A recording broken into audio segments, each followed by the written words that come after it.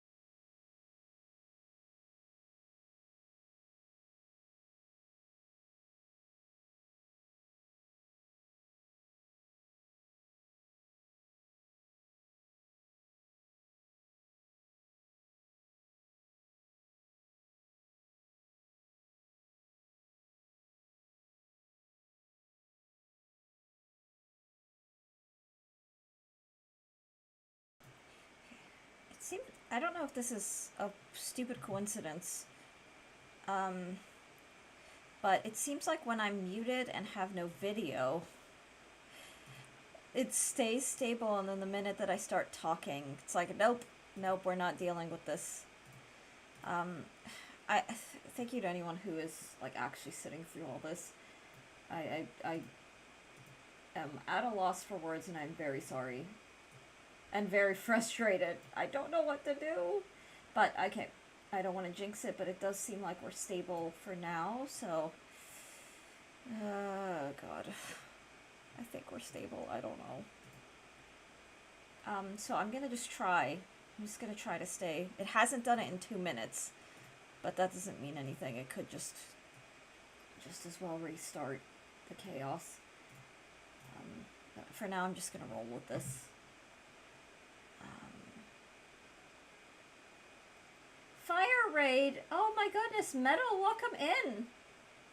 I did not get a raid announcement, but it could be just my internet being awful. Metal, I hope you're doing well. I really do.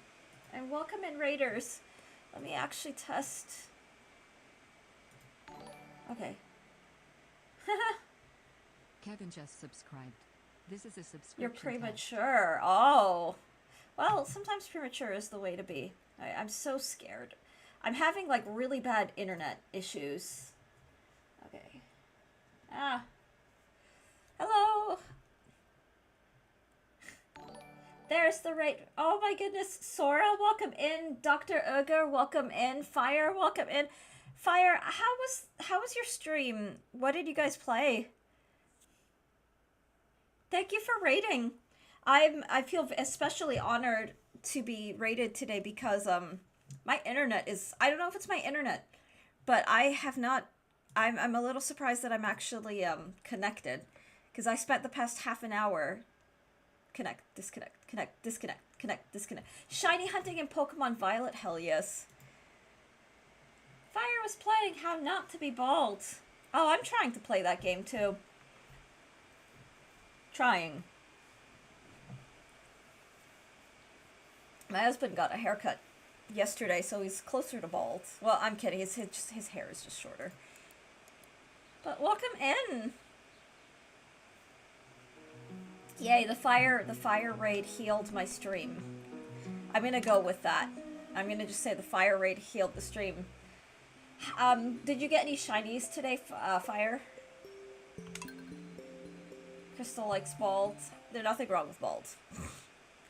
I think when worn well, bald is, play Pal World!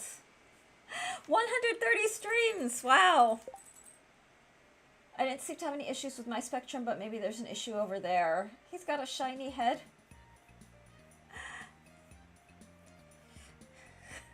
I'm sorry, I don't know why that's funny to me. Okay, it seems like we're okay. It actually seems like we're okay. Got him! Metal, it is so good to see you. It's good to see all of you. Pal World would be fun. It's on my radar. It's definitely on my radar, Alex. I actually almost played Pokemon today. Or not Pokemon, sorry. I almost like booted up Minecraft because I want to build a library. I got 6 shinies today, 3 Poliwhirls, 1 Pawniard, and 2 others. Aww. Yeah, Metal came early. Oh my god. That is all good. It is so good to see you guys. I was actually scared. I almost gave up, and then something told me. It's because all of my streams have been just not great this week. Like, Monday I was able to stream, but it disconnected like 7 times. And it was storming, so I understood that. Yesterday, it was rainy, not even stormy, but like, a tree down the road fell out on the power line, so it just knocked everything out, knocked all the power out. I would love for you to pay Pal World. Aw, I'm curious, I'm interested. And it was lucky that yesterday was not as hot as it has been, because sitting a day without AC was not fun. And,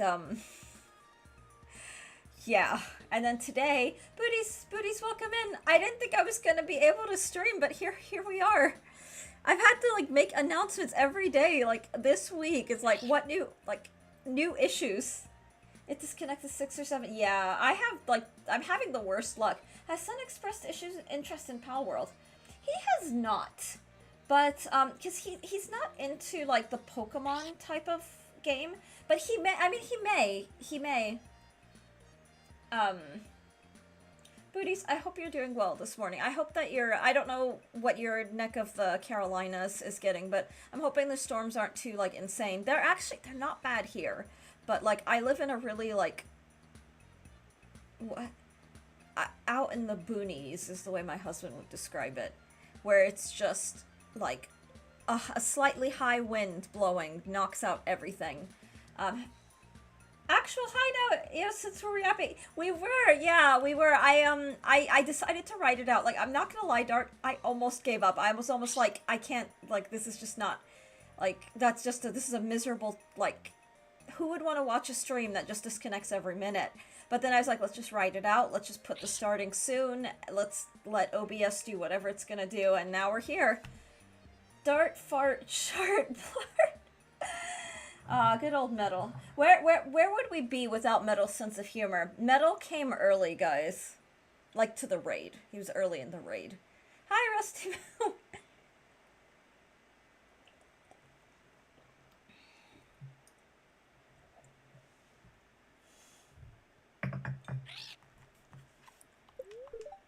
Alright, the spirits feel neutral today. I could sleep. Aw.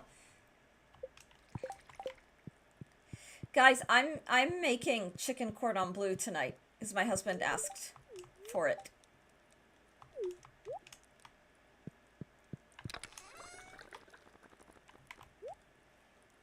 Hooray! Aw. Yeah, I've been up. Speaking of sleep, I feel well rested enough. Booties is annoyed. Oh. I feel well rested, but I've been up since 5. But now that we have our home gym, I don't have to wake up that early, because we don't have to, like, go on a long drive. I don't want to talk. Oh no, I don't know what's happening, but I want to play some Pal World. Alex, you should play Pal World.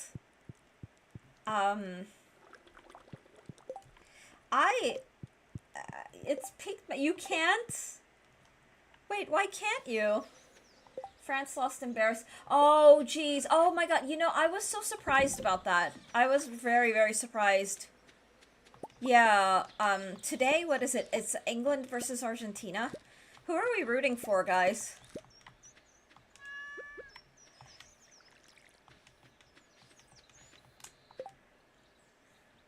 Snakey specifically shuts down the server on my work days. Aww! A collapse of the stadium is what I'm rooting for in that game. We all know what will happen. Argentina hasn't gotten past England yet. Let's slow down.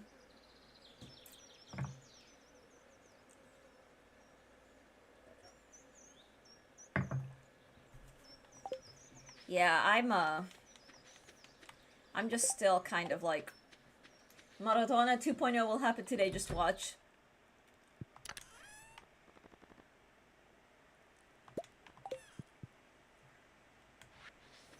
Yeah, now I'm very, very curious.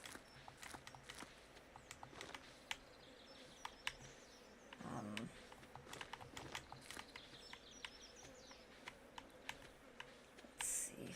Okay. What if it doesn't? Oh, Alex asking all the right questions, all the hard questions. I'm mostly kidding. Not hard. Poppy. Okay.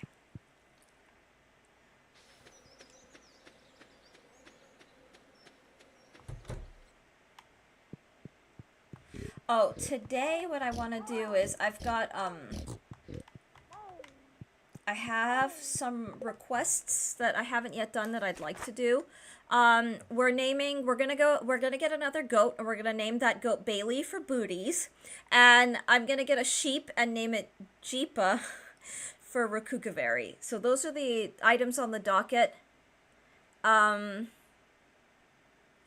And I think the next ostrich will name the chort for Lex. Oink, Cookie Berry. If it's close towards the end, Messi will do messy things and win by himself. He's done that every game so far. Yeah, it does seem like Argentina's very, last minute, like, oh shit, we're playing a game. And then something happens. Like...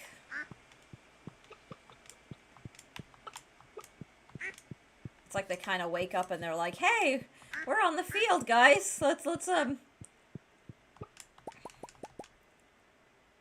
Same way the Knicks were.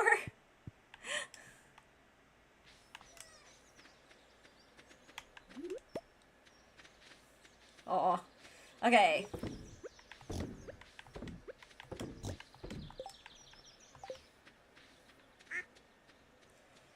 Knicks were down 29, the most in a finals game, I think, and still won the game. Oh, okay.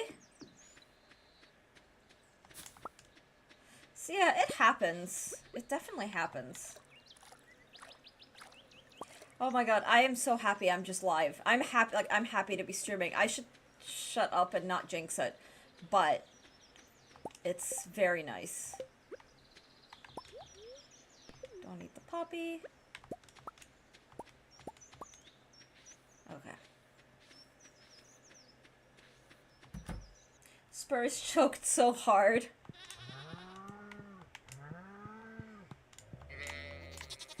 Okay.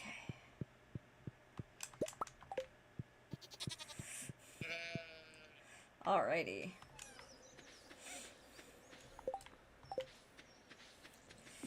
Ow, ow, ow. Okay.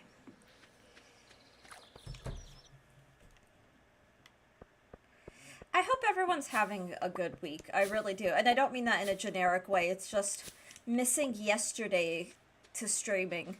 I'm not gonna lie, like, yesterday was not a good day for me. And this is one of those just things, like, when I commit to something that is scheduled and is a thing, I spent the whole day being like, oh my, like feeling guilty, for lack of a better way to put it, like, I need to be streaming, but I cannot stream right now. And that was such a pain. But, I told Dart over DMs, I spent the day doing pencil and paper, reading and, like, going through sources for one of the articles that I'm writing at the moment. So I just kind of worked through source materials and did the academic thing with a pencil, with a notebook, and with the book that I'm reviewing at the moment. And so it was productive in that sense. But dear God, it's ugh. Hey Crystal, chat, about time we get another stream. David, welcome in. Yeah, Yeah, it hasn't been a great week for streaming. It really just has not been a good week. And it's so ironic, like, the day that I thought I was gonna have, the thing is, Monday I did have issues, but then yesterday it was like, oh, it was only drizzling, it's gonna be fine. And so far, the, like, really unhinged Murphy's Law of this area is, oh, when you least expect it, that's when you're gonna have, like, the biggest issues. David, I hope you're doing well. Let's see. I'll sell the poppy. Why not? Okay, don't sell the milk. We'll sell the poppies. Okay.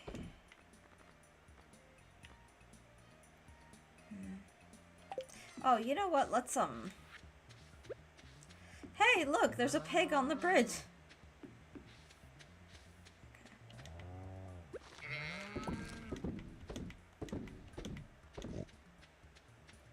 Sure.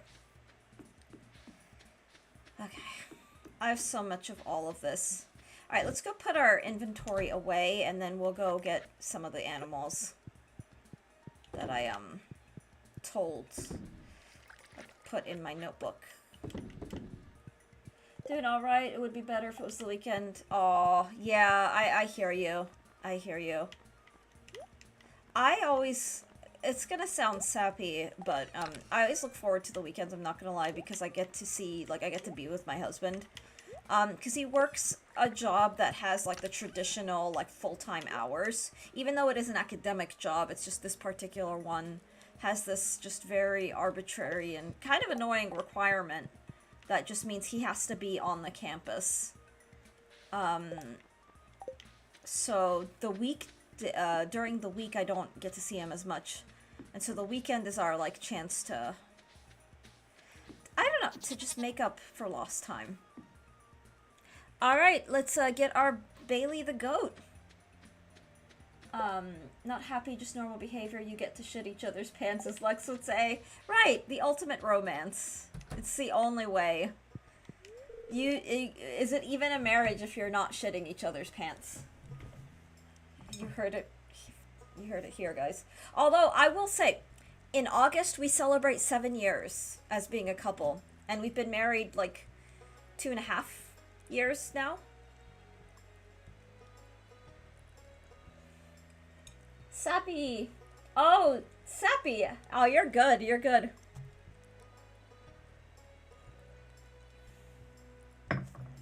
Okay. So, a goat named Bailey.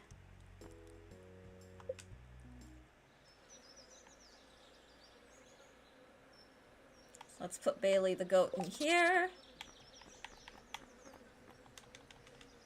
This is for booties, guys.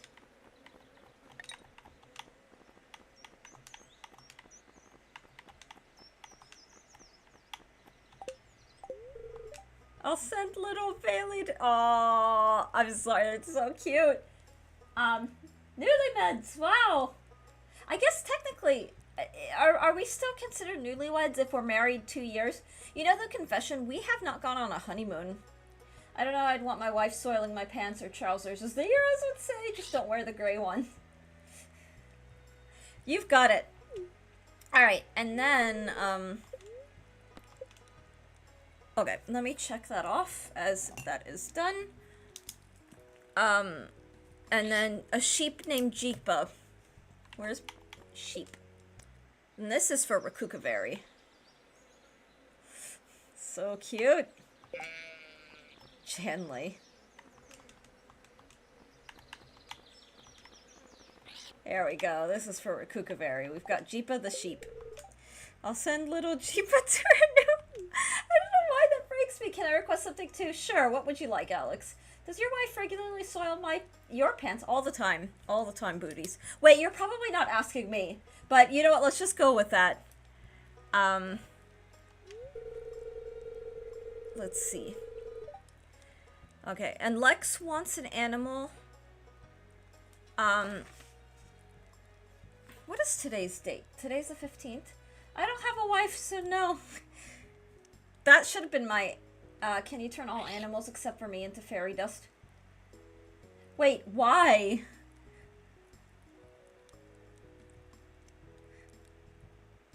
No, no, I thought you meant you just wanted an animal named after you. I think I'm gonna deny that one. All right, so I think the chort.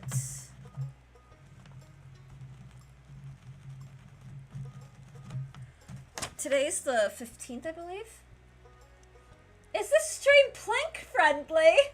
Yes, yes it is. Centinium, welcome in. It is so good to see you. Centinium's a famous chatter.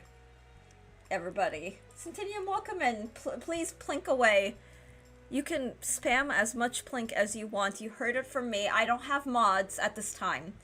And even if I did, they don't really do anything. Okay. So I'm gonna write name next ostrich the chort for Lex.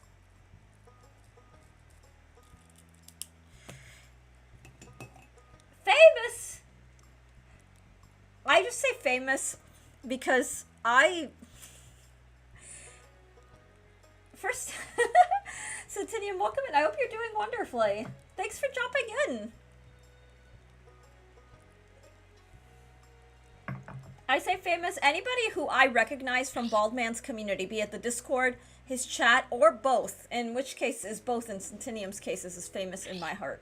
So, yes, after what you say in Bald's chat, yes, you are. I would exactly what Dart said. Exactly what Dart said. Please. What's this? Okay. Plorp? Oh, it's pink! Oh my god, it's pink. How cute.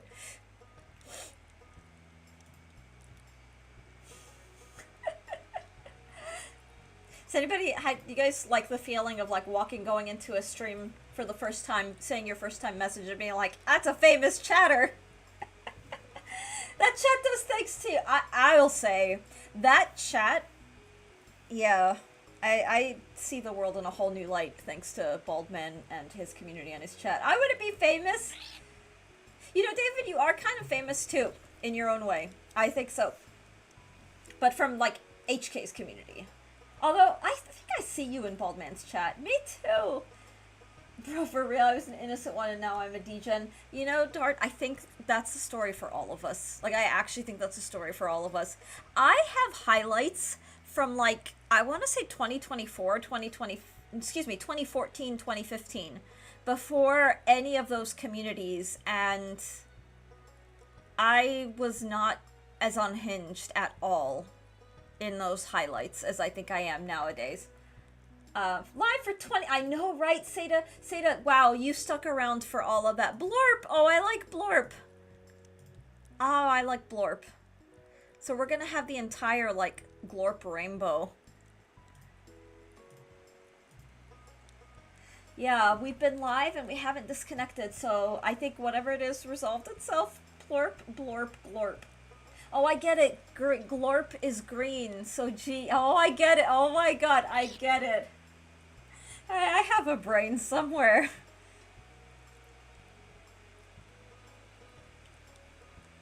Did I figure it out? I just wrote it out. I restarted a couple times. Those didn't work. What did work was me just sitting on my starting soon screen and just sitting, letting it disconnect, reconnect, disconnect, reconnect, disconnect, reconnect, until finally it just stopped. And I don't know for the life of me why it stopped and then just, but I will take it. We're here, we're live, so not another yeah. Oh my god. But yeah, thank you for, I can't believe you're, yeah. That's no fun for it to be a viewer and to be like, wow, this streamer has so many tech issues. You had trouble yeah, it took me almost half an hour to be where we are today, like, or today, to be stable. Like, I kept having to start and restart and start and restart, and OBS was just refusing to connect. Let me look at my, well, today is Wednesday, but I don't have the Wednesday thing. I don't stream long enough hours. Like, I stream the, maybe OBS needs an update. Yeah, I tried to push one. Guess what did you have steak and eggs? Did you have steak and eggs, Alex? Oh good, you did not break my streak. Yay!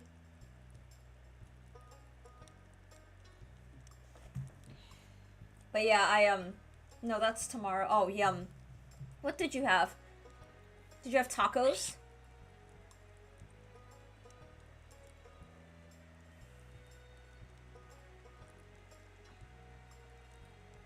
Good.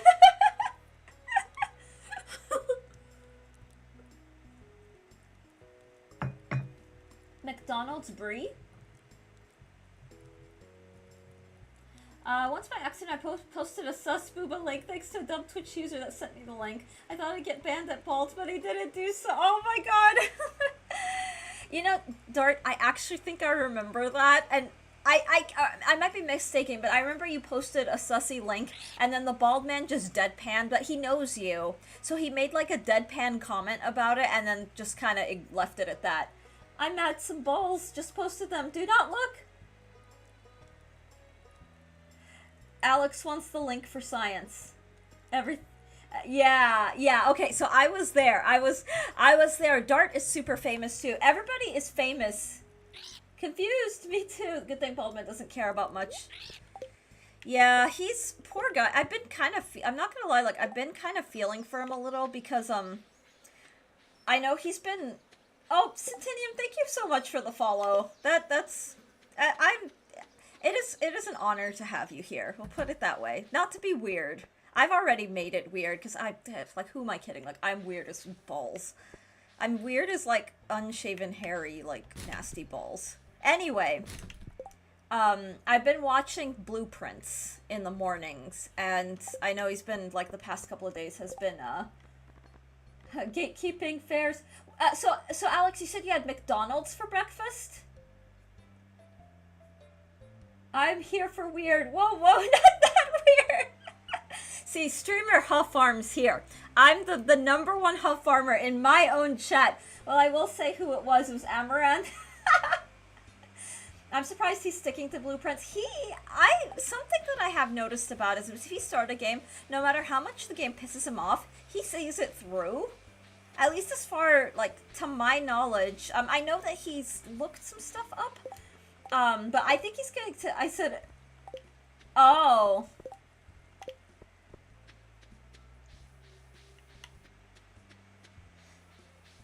You know, I'll admit, I've never had a McDonald's breakfast.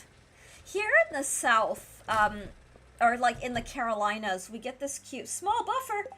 My internet's stable. I'll let be known, I have not actually dropped frames ever since I disconnected 20 million times.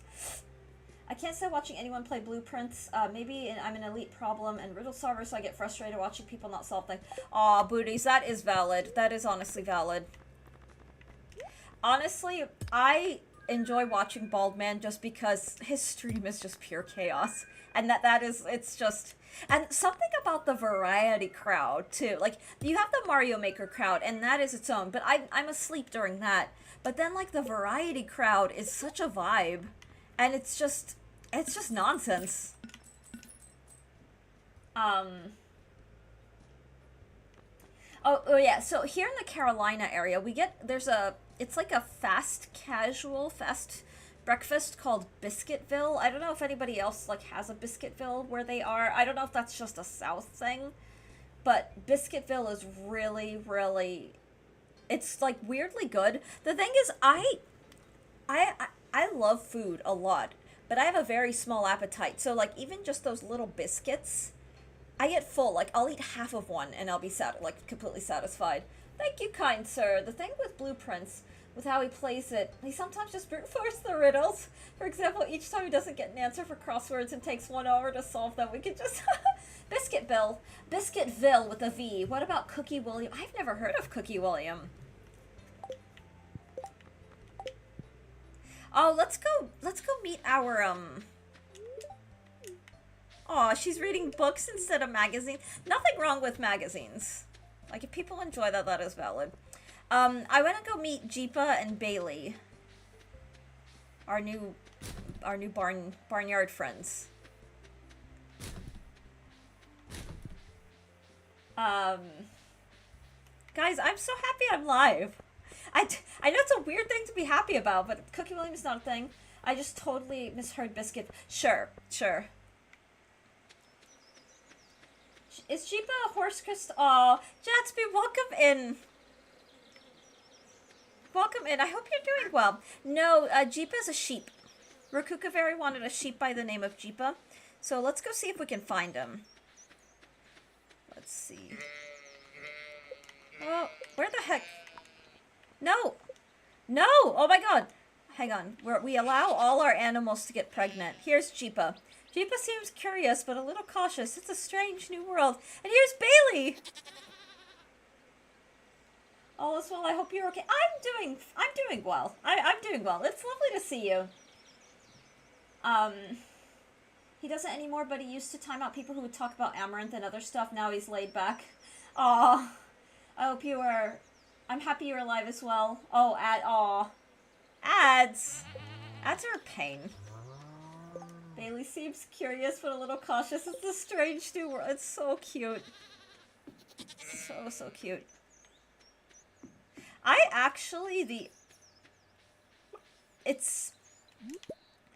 always said I could go 50-50 on the pets thing just because I understand and respect the incredible responsibility it is to take care of a pet.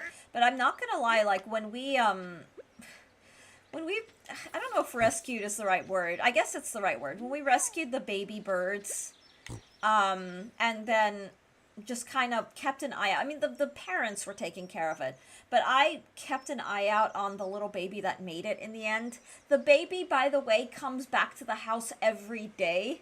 When I went to go open the blinds and let in natural light before stream, the baby was just hanging out on my, like, outdoor chair and just watching the house, and that made me so happy, like, to get to see the little guy. He's growing and he's looking more and more like a real bird instead of like an old sock. And he's very healthy. He's feeding himself. He's got a absolutely ravenous appetite, which is a very good sign for a bird, especially like a bird like him. But that cemented in me, like, I could do this. Like, I could be like a pet owner again. Like, and I've been a pet owner in the past. I didn't watch any of it since I want to play Blueprints on my own. I like solving riddles. You know, Dart, I want to play Blueprints as well. I'm looking forward to it, and Baldman's playthrough just has not spoiled anything for me, other than maybe, like, seeing a couple of rooms and places. I watched some angry German streamer play it when it first came out, so I got my fill of it, especially because I wasn't going to play it. All is well. Pets are a pain in the ass. Aw. Jatsby, how is Persian cat number 3? Do you have the third kitten or not yet? I wish Jatsby would let me use his old socks. It's okay. Subnautica. Aw. Subnautica. I want to play Subnautica so bad. That was the second thing I ever streamed. Really, Alex? Aw. Stop playing since there's no new story content. I played the mini patch the other day, but that's it. I've maxed out content so far. I love a good story-driven game. I don't know. I'm a narrative person, and I'm glad for that because my love for a good story is what opened me to the world of horror video games. And my husband's been really expanding my palette on that front. I actually, let me finish, let me catch up. So, I'm okay. I was just chilling with the dog. Aw, she is snoring. Oh, that's so cute. I think I have a cat disguised as a dog. That is the best. When you have, like, the cat in, like, dog armor. We were supposed to get Cat 3 on Friday, but I'm still trying to convince my wife that we shouldn't get it. Oh, jeez. Persians they're very expensive. Like, they can be quite expensive. But that's very kind of you and good of you to do that for your wife. I mean, I imagine, and I would assume that you're probably having your own special bonding with the cats as well, but I get the sense that this is her call.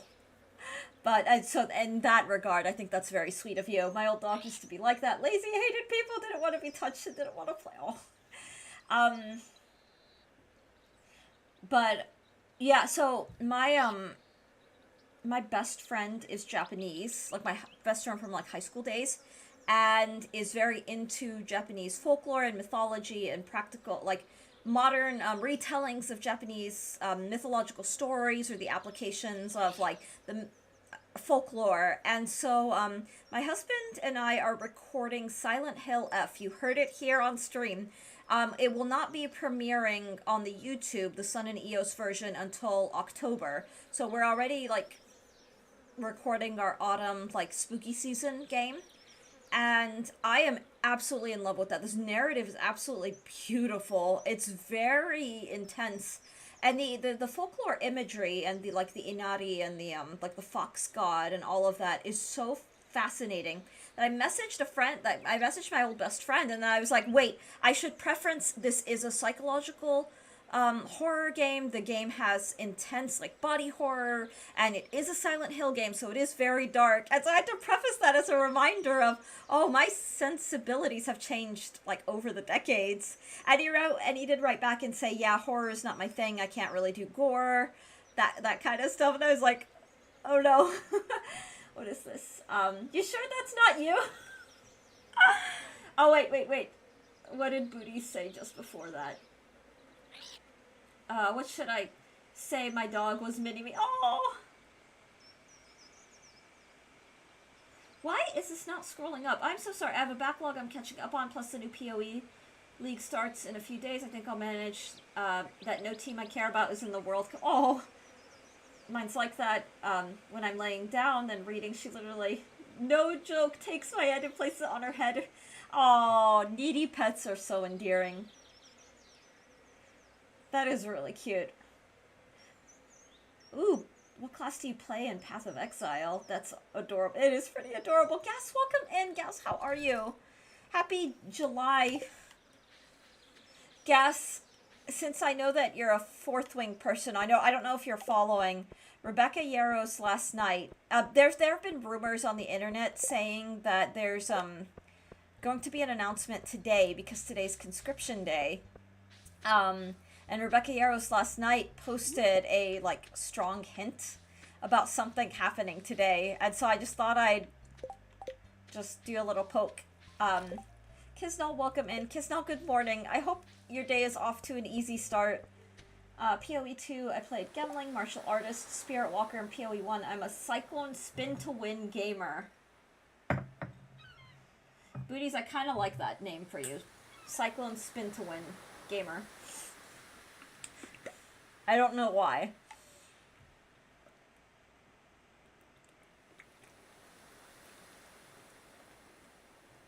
I'm sorry for France, but I like sleeping, but I didn't like how Mbappe was treated with Paraguay peeps, whatever politician shit talked in my... Yeah, oh, Dart. Yeah, Yeah. It's starting alright. I was sick yesterday, but finally feeling better. Oh, I'm glad to hear that you're feeling a little better today. I really am. Yesterday was just stressful for me. But we're here, and we're live, and I'm just so glad. But I hope that you continue to feel better. I really, really do. Not the first time I've spun things in my life. Oh no. I'm accidentally outing everybody. PoE 2, I played the Sorceress because the shop would glitch on my older PC and show her boobs for a few frames. Sounds like you're playing the right way. Chat, may I get some help? Yes, you may. Enjoy your lurk, Gas. Enjoy your lurk. Thank you as always for hanging out and dropping in.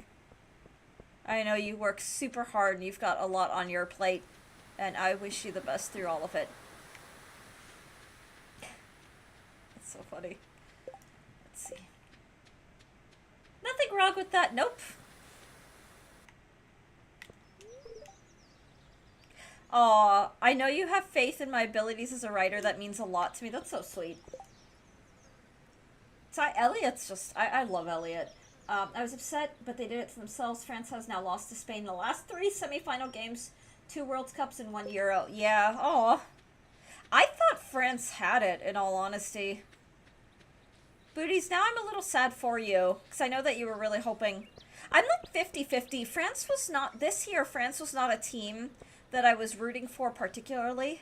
I know that I've got a couple of chat members who don't want France or didn't want France to win. But I know that you were cheering for them as well. Spain was a silent one for sure this world. Yeah, Spain just out of nowhere, they're really popping off. France played the worst games I've ever seen them play in years. Spain played the best game of their lives. It was a perfect storm. Yeah, Spain is, like, impressive. Spain is ranked 2 in the world, so they were technically favorites. Yeah, I think right now they're the fan favorite to win. I think. I want to say that they are, but Can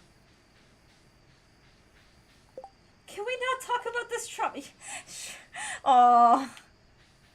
Jatsby, are you France? France cheering. Lamine Yamal gonna take over the world. Yeah, no one wants England or Argentina to win. I'm half French. Oh my goodness! You know, I feel like I should have known that. I feel like I should have known that because I feel like it's come up before. Not on my stream. But yeah, I hear you there. But if it's any consolation, Chatsby, I'm Egyptian, or Egyptian American, and I'm not gonna lie, devastated with that game. Like, that game, like, it actually did kind of hurt. Like, I took a break from social media because everybody was in an outrage and the game was trending, and so I was like, I need distance. So I can just say I could commiserate. Like, I get it. And France got so far, but the thing is, they could get third place. They could get third place.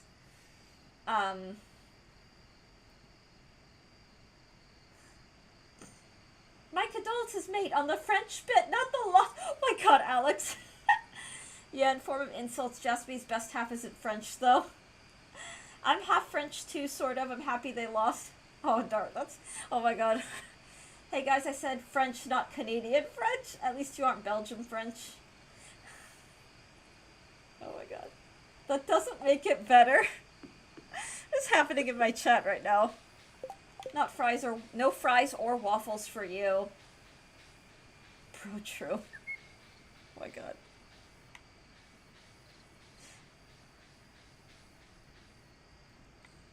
But I could commiserate. But I will say objectively, I think Egypt played beautifully. I really think Egypt played beautifully. I'm not too fond about the VAR stuff that happened in that match. There's a lot of really, like, questionable calls made and not the same strictness imposed on Argentina. But I objectively thought that Egypt played really, really beautifully, and now I'm optimistically looking forward to seeing their future international games. Egypt would have deserved to win the last game. I agree. I agree. To be honest, it was weird having a silent road this week. I enjoyed listening to my thoughts for once. Egypt deserved it. Yeah, I'm trying to be as diplomatic as I can. One of my best friends is Argentinian, and we were texting the entire game.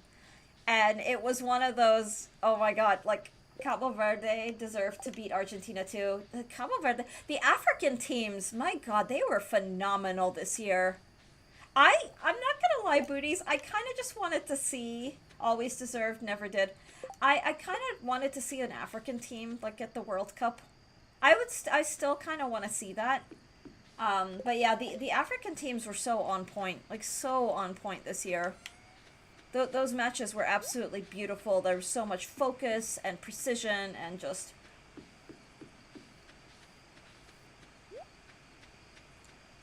Yeah. But 2030 is, what, 4 years out? An undergraduate degree out. Would have been fun to see them go on penalties, just to see the goalkeeper be a wall. England is the only remaining African team at the World Cup. I mean, long time no talk. Elephants, welcome in. Welcome back. Hope your summer's going well. I hope that your summer's going wonderfully, too. You finally got your parrot. Hell yes! And you upgraded a sword. My raccoon family just keeps growing. That is so wonderful to hear.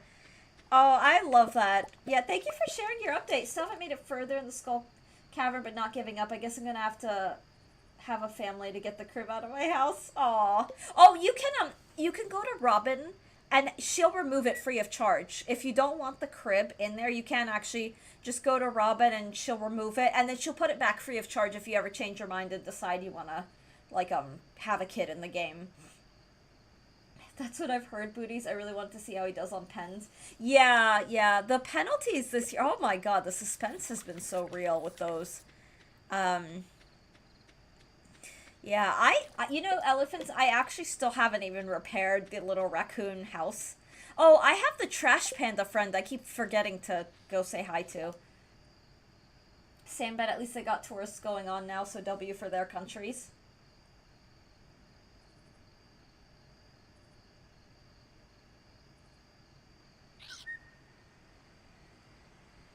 I saw them arrive home and it felt like the entire country greeted them.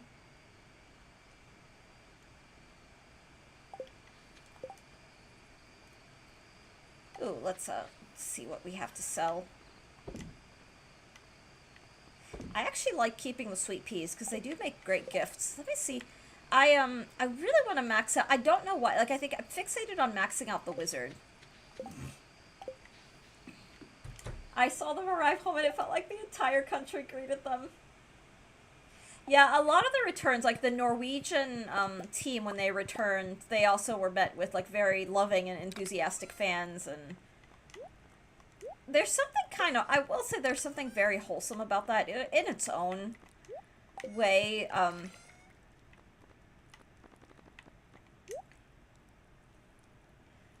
520K happy people. I think it's 500K something population wise. Oh wow. Aw.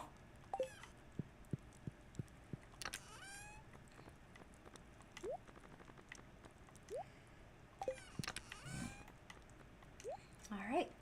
Howland with the taxidermy raccoon. Yeah, oh my god. That man, I am a fan. I didn't know who he was. I knew Holland the dad. I knew his father. Um, but that he's like, that man is such a meme in the best possible ways. But the taxidermy raccoon, this morning, like, there was an article, or TSA posted an announcement, like a half joking announcement, like, hey, I guess we're okay with taxidermy, but please check with your airline before, like, bringing taxidermy onto your flights. Like large taxidermy raccoons with empty, like, bottles, that kind of thing.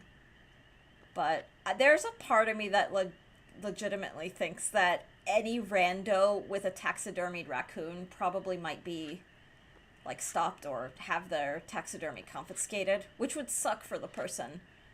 But also had Grandpa reevaluate me and got 4 candles. Yay! I'm so happy to hear that. Yeah, it's just the more that you grind and get all of those little, like, achievements, like befriending people and shipping and the crops and foraging and farming and fishing and all that stuff. Um, I'm so happy to hear that. Congratulations. Love Holland's generational shit poster. Yeah, yeah, no, it's so funny. I am so curious to see what more we see from him, both in meme land as well as in soccer land. Holland plays for Man City, right? I think he plays by default for Man City. I want to say. I don't know if Vaunt is still here, but I may try to follow EPL matches just to follow Holland. Or not just for Holland, but also I miss the EPL. I used to keep up with it pretty regularly. Although he plays for Man City, so I have to go back to hating him now as an Arsenal fan. Aw. He does, yeah, that's what I thought. That's what I remembered, but I learned some new player, like some of these younger, like newfangled, new talents. You follow the Premier League at all? I used to. I fell out of it, but this World Cup has made me, like, I want soccer back in my life. I'm not gonna lie, guys, like, I not only want soccer back in my life, like, oh, my husband would laugh at me really, really hard if I told this to him, but I kind of want to, like, play, like, even just community, like, just amateur.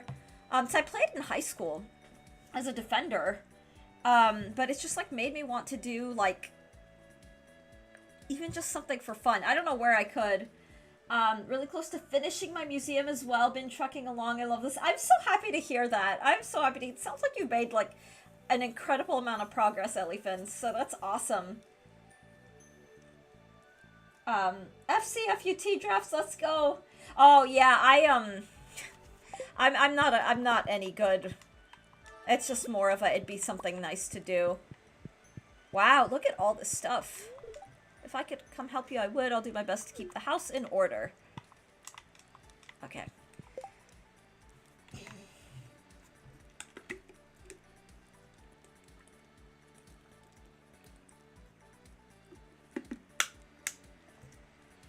I will admit, when I cheered for Man United, when I was like a Man United supporter, a big part of why Manchester United in particular, for me, was because of the Wayne Rooney Cristiano Ronaldo dynamic. I thought those two players were, I mean, they were phenomenal together. They were also hilarious. They were so charismatic and over the top, and they were just extremely entertaining to watch. I'm more nervous for this season than the one we won. We have to win the EPL and the Champions League this year. But I will say, I'm not like a hard, when I root for teams, I tend to root for a lot of teams. And then I tend to be like, if I have a friend, family, loved one who's rooting for a team that I may not necessarily be interested in, I'll find myself just kind of like, go that, just for that person. So like the Egypt-Argentina match, for me, the most frustrating thing was the unfair refereeing. But there was a part of me that's like, well, one of my best friends is Argentinian and all of that, so I would have been okay. And I like Messi. I objectively do actually like Messi. But, like, I remember saying, like, I think I'd be sad if Egypt loses, but I'd understand it. Especially because Argentina has the history and everything.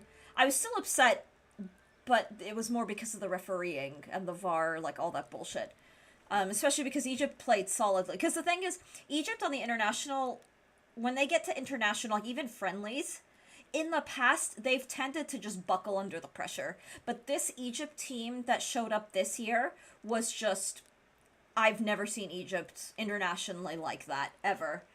But I remember when I was in my household, like I had like my sister supported, she liked Liverpool, she liked Tottenham, and she liked Arsenal. And so the whole family, we were all like following those teams and supporting them and cheering them. And so yeah, I liked to pretend. Oh, and then I Chelsea grew on me, but she hated she hated Chelsea. And so I did also, you know, as big sisters have to do, I did deliberately try to like rile her up by saying like go Chelsea and just giving her like grief. And then I found it's like, oh no, Chelsea's actually a pretty decent team. Anyway, but I also I'm more nervous for the season than the one we won. We have to win. Oh, okay. I don't believe in your team now after the PSG star. Oh no, you won't catch me alive supporting Liverpool. That is valid, Tart. If my guy didn't blast the ball over the goal in pens, we would have won. Bro broke under pressure. Tottenham. I know, I'm just annoyed about their win. Oh my god. Ow, ow, ow. Shoot. That's kind of, I don't know why that's really funny to me. Oh, you know what? I should be doing this after. So I'll come take care of this after I get the pets all out.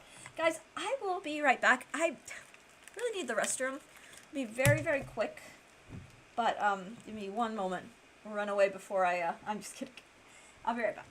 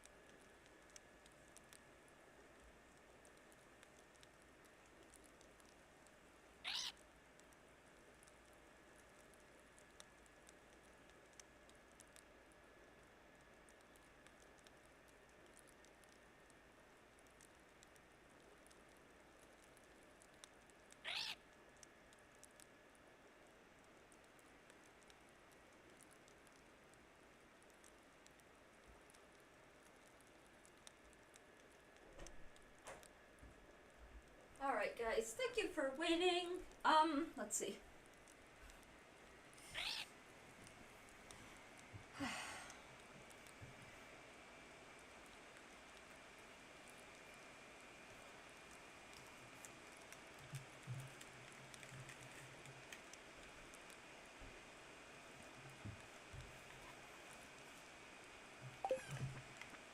Alright, let's check in here as well.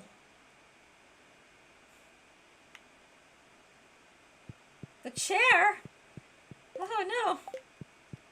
Alright, I'm gonna go and tend to the little... What's this? Evelyn sent some bread. I hope your family's doing well. Sending this something from my kitchen. I hope it didn't crumble in the mail. That's so cute. I'm not a France hater, by the way. What I hate is the humongous bias of the casts, the supporters, the riots that happen, and also how they drag anything they've won for months, and when it happens, I just see it in the news, in my news feed, so... And, oh, Dart, no, that's understandable. That's fair. I'm not gonna lie,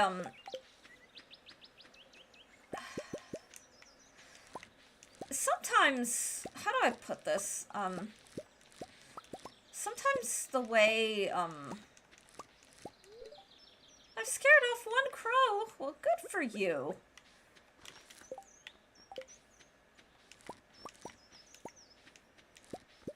Ah.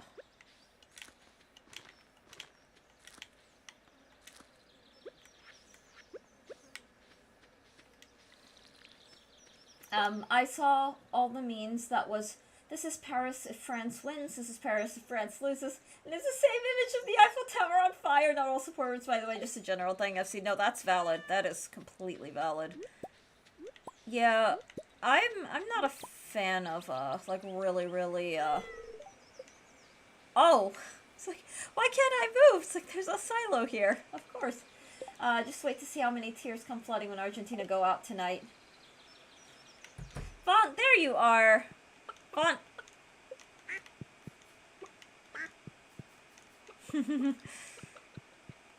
Yeah, I'm very... Tonight's match is gonna be very, oh boy. It will be... Shush, don't call it a win before the match, so don't jinx it! In Bellingham, we trust. Yeah. Aww. Alright, let's,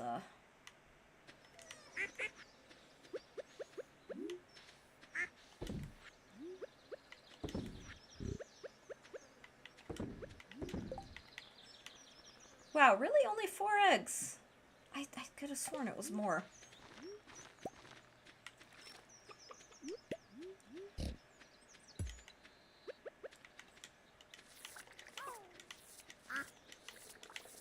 Alright, let's go say hi to the rest of the animals, and then... Oh boy, so much farm business to take care of.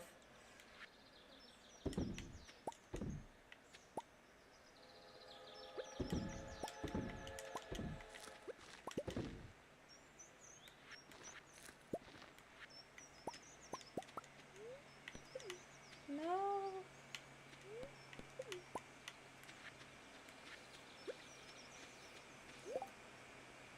I think for the first time in a long time, the world wants us to win tonight. No, they don't!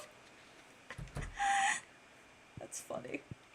You know, I know that Argentina is getting a lot of hate. Like, a lot of hate. So it wouldn't surprise me if there are a lot of people supporting England simply because they don't, want Argentina to win. Hell will freeze over before Ireland supports England. That's kind of funny. I guess we'll see. Only, time will tell.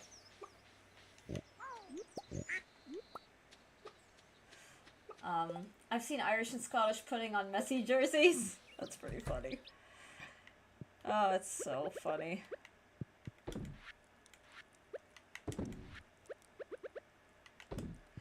Alright. Oop.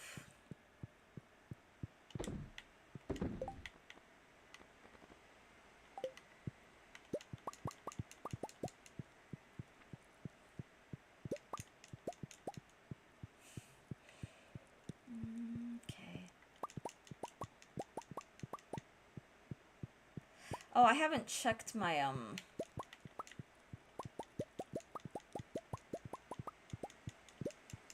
the greenhouse yet. Dang it. Okay, whatever. I'll just have to remember to do that.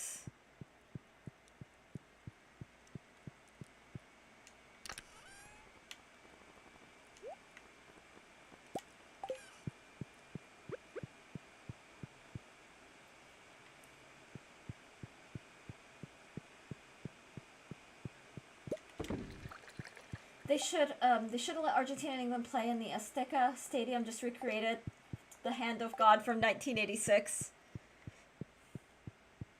Who knows? Maybe history will repeat itself. Probably not, but you know, stranger things have for sure happened.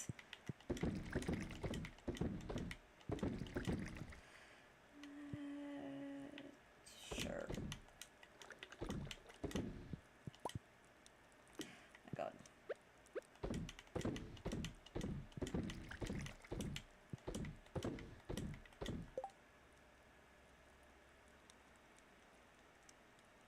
Maybe baby like the song, if Bellingham, Rice, and Gordon turn up tonight, we should take it.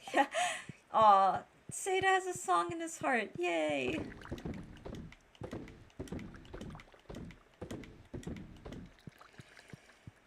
Okay.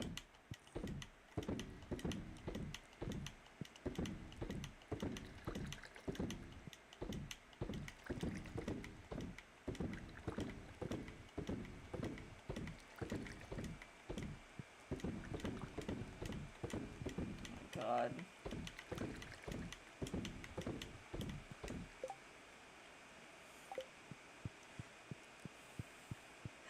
That's so funny. Let's see.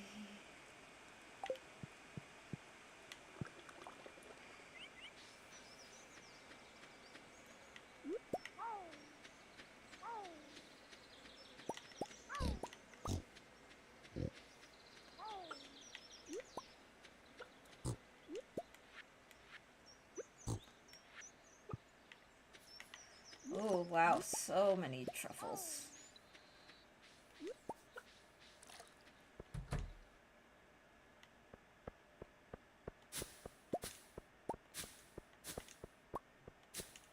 Tonight is the final for me. I'll probably be proven wrong if we go through. But if we win tonight, we win the tournament. That is Spain is doing amazingly well. I actually don't know who's going to win the final. Like, I don't even have a prediction. Because I honestly thought it was going to be France. And then, I don't know what happened to France. Inventory full? Oh, hey. It is pretty full. Let's sell some stuff.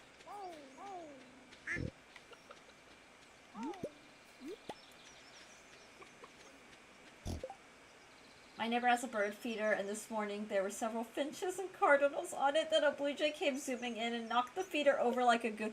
They do that. Like, they are harbingers of complete and utter chaos. They will also, Booties, in my experience with blue jays, they'll dive into the feed and throw out everything except their favorite thing, which in my past, the favorite has always been the peanuts, like whole peanuts. They'll throw everything else out and pick out all the peanuts, and then there'll just be seeds scattered everywhere. I didn't realize how big. Yeah, they're pretty big. They can get pretty big. They're such goofballs too. They're so funny.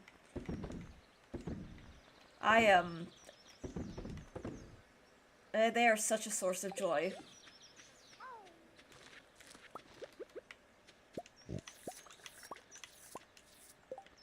That's for sure.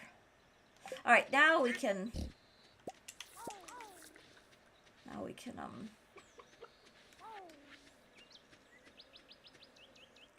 grab these.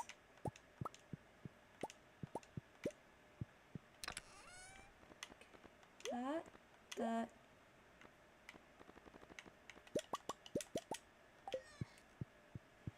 I bought more unsalted peanuts so I could start feeding the crows again. We'll definitely post. Oh my god, yay! Oh, they love their peanuts. They love their unsalted peanuts.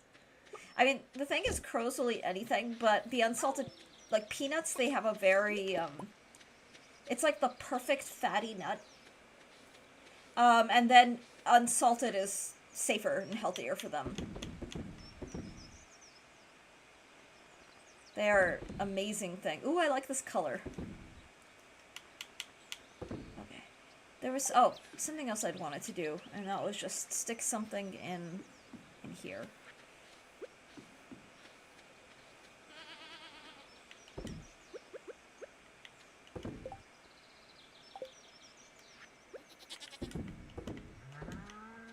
There we go. Say hi to the crows for. Aww. Yeah, we've been, our crows have been super active as well, which is always just so fun. Draw me a tarot card. You've got it. Let me do that. Give me just one moment. Just to clear out my inventory. I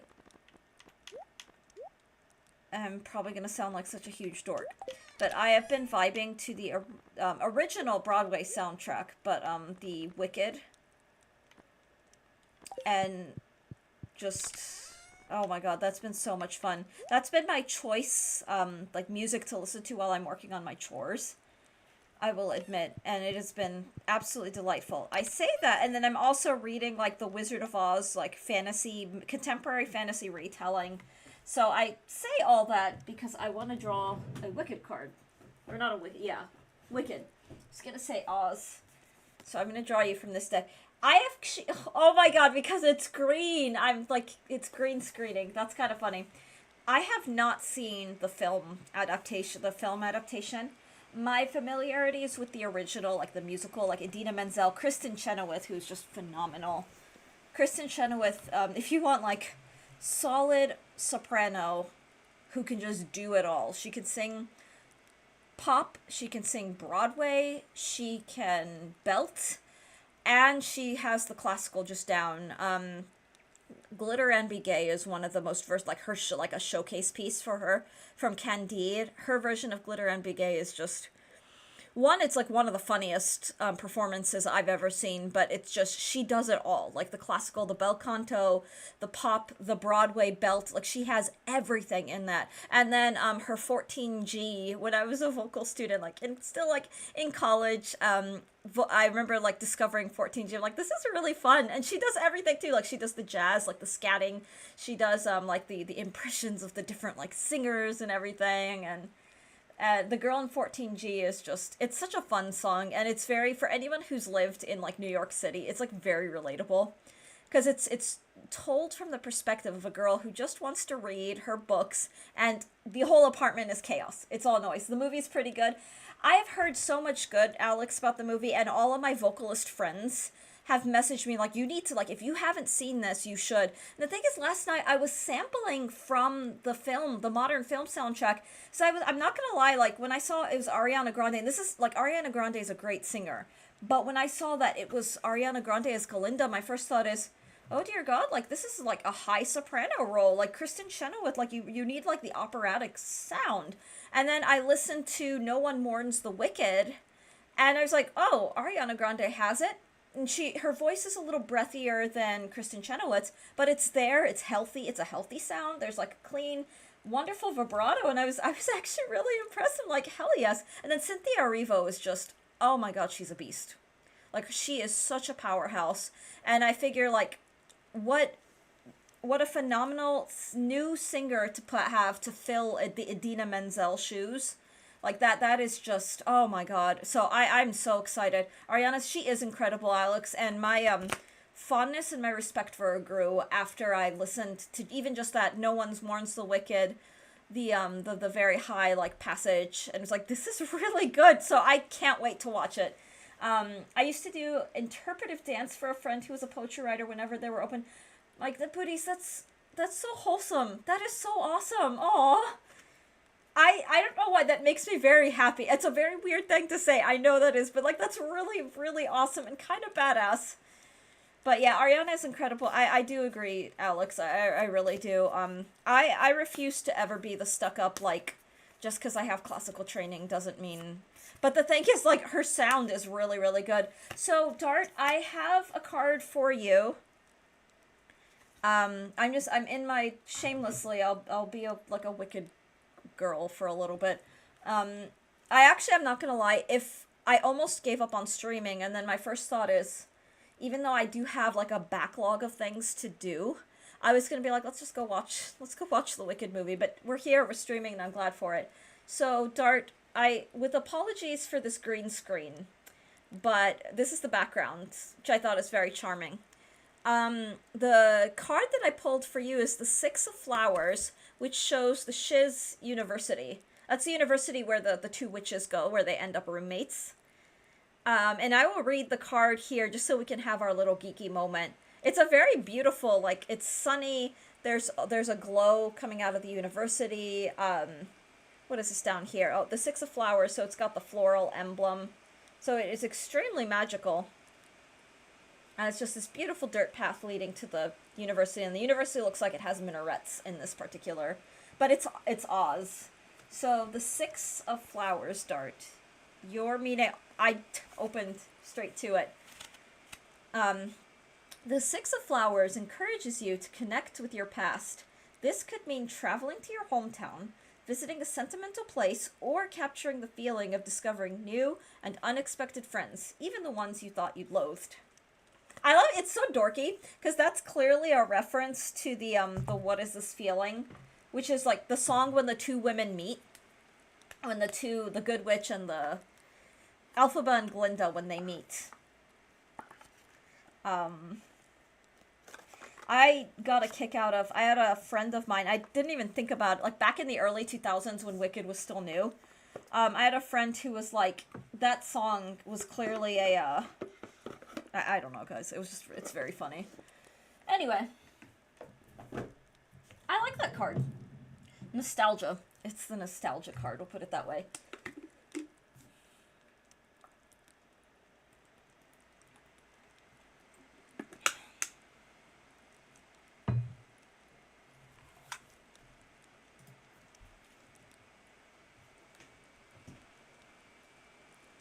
You know, in my 20s, I used to go to open mic nights to support friends. And the open mic nights would be a little bit of everything. There'd be poetry readings.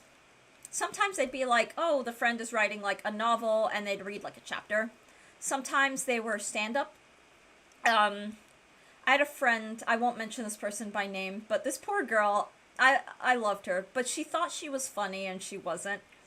It was like one of those things, and it was not funny, but I still went. And we'd all get wings and stuff. But, like, the unfunniest stand-up. But the thing is, I say that endearingly. I don't say that with any mockery. Because this was something she was clearly very passionate about and very into and was still kind of, like, figuring out. And open mic nights can be just such a great, like, time, like, to try all of that out. And then people would do, like, karaoke and, like, or just, you know, singer-songwriter, like, I wrote a song and I want to perform it. My gosh, I don't mean to be mean. It was just, they were very unfunny jokes. But the thing is, like, we were all there, we were all vibing, and we were all going to support her no matter what. But maybe they just didn't resonate with me, which is why I didn't find them funny. Kind of thing. Because a lot of them were just about things that I didn't really, I don't know, just were not my vibe, not my scene. But I wonder if nowadays, I mean, I don't know. My sense of humor has changed a lot over the years. I think for the better. Oh. How the hell... Okay. I went to an open mic night and saw 4 people. How'd that go? You never know what you're gonna see. Like, sometimes you really do see some amazing talent. And then sometimes it's like, oh, what the fuck was this? 2 women and 2 men. It's just hard to say, but honestly, like, I'm not gonna lie, I think I could really vibe with something like that. And, just seeing, like, what are people doing? Like, what are ordinary people doing, for lack of a better way to put it? By ordinary, I mean just, like, IRL. Like, going out, stepping out into a world where you're meeting other people. But, I don't know. The women were very unfunny. A few people walked out during one of this. Oh, aw. See, I don't think I could ever do that, even if I find someone, like, cringe. Unless they're being, like, really inexcusably hateful. And I don't mean, like, politically incorrect jokes, because I'm gonna be real, I laugh at a lot of stuff, and I probably laugh at things I shouldn't laugh at, but, like, if there's no obvious malice in it, and it's just kind of crude and slightly offensive, but if it's not, if it's just really, like, this poor person just can't, I don't think I could do that to them. Only because, like, I'm a performer as well, and I can only imagine the devastation of, like, I've never experienced people walking out on a performance, at least not me, like, soloing. But, yeah, I don't know if I'd have the heart. Oh, like, I'm sorry, I don't want to hear about every one of your failed relationships and how all men are. Alex, that's why, admittedly, I didn't say it, but that is exactly why my friend that did the open mic nights, why I didn't find it funny. Like, I hate the whole, like, I don't care for man hating. I don't care for women hating either, but I don't care for man hating especially because, some people have this idea, I'm thinking of salty women have this idea that somehow man hating is okay, but if you turn the table and it's a guy hating on all women, suddenly that's misogynistic and offensive. And in my head, it's like, it's the same thing. It really is actually the same thing. And it's just not funny. Especially because the man hating is often. I'm going to say, here's my hot take on this tea. Knowing a lot of. Back when I had like social circles and was out and, went to school and saw a bunch of women start man hating because of a failed relationship. And I'm observing quietly in the back and I'm like, you realize you were a toxic ass girlfriend though, right? Like, could we talk about your toxic, like, extreme paranoid jealousy and all the stuff that was, like, pushing the man that you were, like, obsessed with away because you dialed the crazy meter a little too broad. So, like, you can hate men all you want, but if you're not, like, reflecting on your own bullshit, like, I don't know. Boys, but who said misandry was a bad thing? Yeah, I don't care for it. And then my thing is that, like, I don't know. It's not fair to people who are just, just normal, ordinary, good people just trying to get by. Boys are tough, they'll be fine. Yeah, I hate that so much. I hate that so much because what it says is that boys and men can't be emotional or can't be vulnerable or can't be hurt, and it's not okay. I will say I also have a soft spot for soft men, especially in our day and age where, like, culturally men are expected. Culturally, men are expected to be tough and all this whatever. It's just not fair. Because the thing is, like, there's nothing more wholesome than a guy in touch with his emotions, like, who has that soft side and who can. I don't know. Now I just sound like I hate women. You don't, though. Their performance is like, no, you don't. You're describing a very specific thing, and a specific thing that you saw. And for what it's worth, Alex, I'm a woman and I can't stand that. Like, I don't like the whole listening to people. I mean, guy or girl, but, like, I'm thinking of the same type of person who's, like, a girl who had a bunch of failed relationships and then is ranting about them, but thinks it's funny, and it's not. It's like, there's so much bitterness, there's so much, like, I don't know. Like, I'm with you there. Wait, I've given him 2 gifts? Dang it. Okay. I can't be too, With how much you're into MILFs, I don't think you do. I mean, what Dart said. I should also preface this and say the open mic has a strange setup.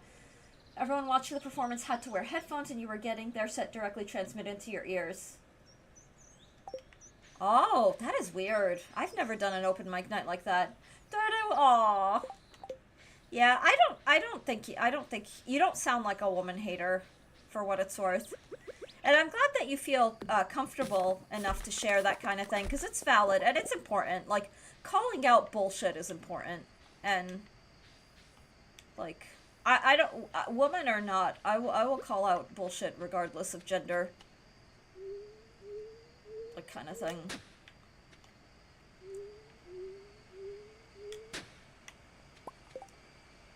These headphones would light green if you were listening and glow red if you muted the person. Oh, that's awful.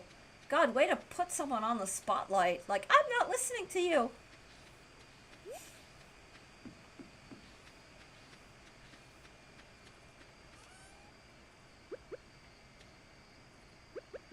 Should do that.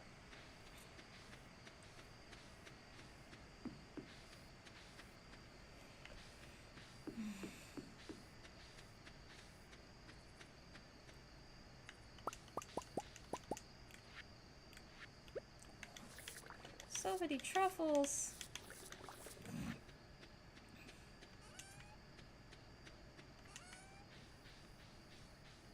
But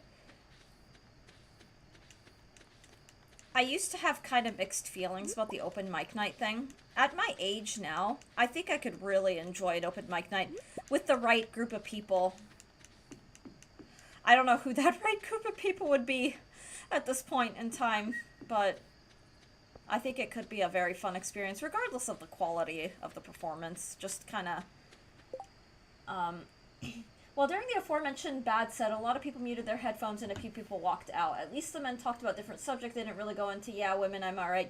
Yeah, Alex, that's great. Yeah, the girl that I used to go to her open mic night, she would talk about really, like, the weird thing is, it ends up being reverse sexist when her sets were about failed relationships, like bad boyfriends, all men are bad, and then she also did really discuss, like, crass, like, she would do a lot of, like, period humor, which, objectively, that could be funny, but the way she did it was very, like, it was not funny. It was just basically her, like, bitching about how cramping sucks, and nobody understands. And I'm like, oh, it's just not funny. It was not done or delivered well. And then the other one was venting about having to shave before a date. And in my head, I'm like, you could also just not shave. Or, I mean, I don't know. Like, one, it was like, this is extremely awkward. Like, it could have been, like, the subject matter in the right hands and with the right delivery could have been funny. But it just comes across as just gross and, like, whining about, like, whining for the sake of whining, for lack of a better way to put it. Like, it's just one of those, God, I don't even know how to explain it.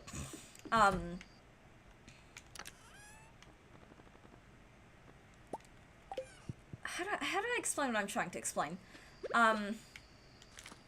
Like, the shaving thing was just it just came across as really whiny, like, this is something like, you can choose not to shave, but you're whining about it, like, that kind of thing.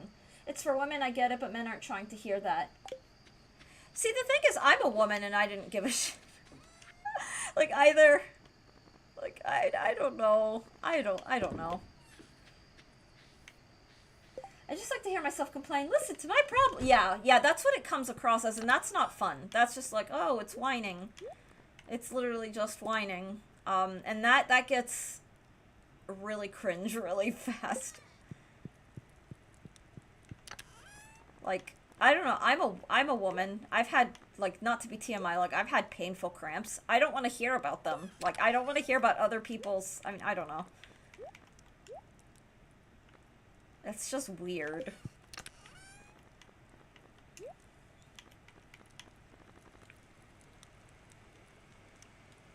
I'm not trying to hear about how my existence is controversial and makes you uncomfortable and how all men are... Yeah, I don't like that either.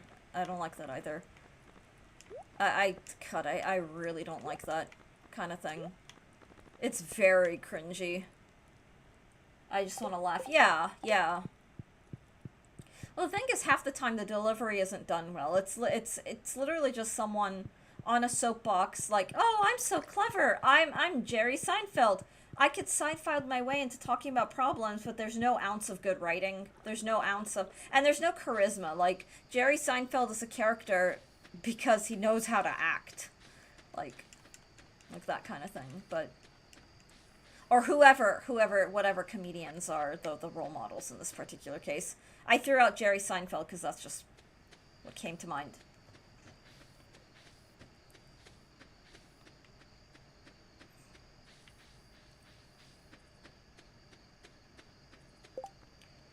Okay.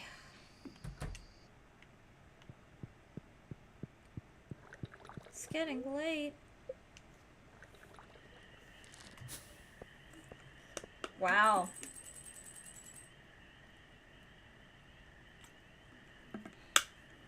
You know something, a lot of people don't recognize good writing when they see it. Yeah. Oh, it's the pineapple jellies that made... Oh, and truffle oil.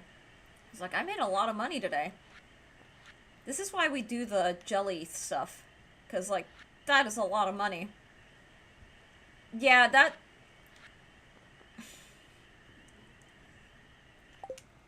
That is such a thing, Alex. And the thing is, a lot of people think that they can write when they can't. And I don't mean to be gatekeeping writing, but, like, as someone with a master's in writing, And I work, fortunately, all the writers that I'm working with are very strong writers. Oh, I made an author tangentially laugh because I told her that her one of her male main characters, because it's Viking fantasy, is basically just Holland.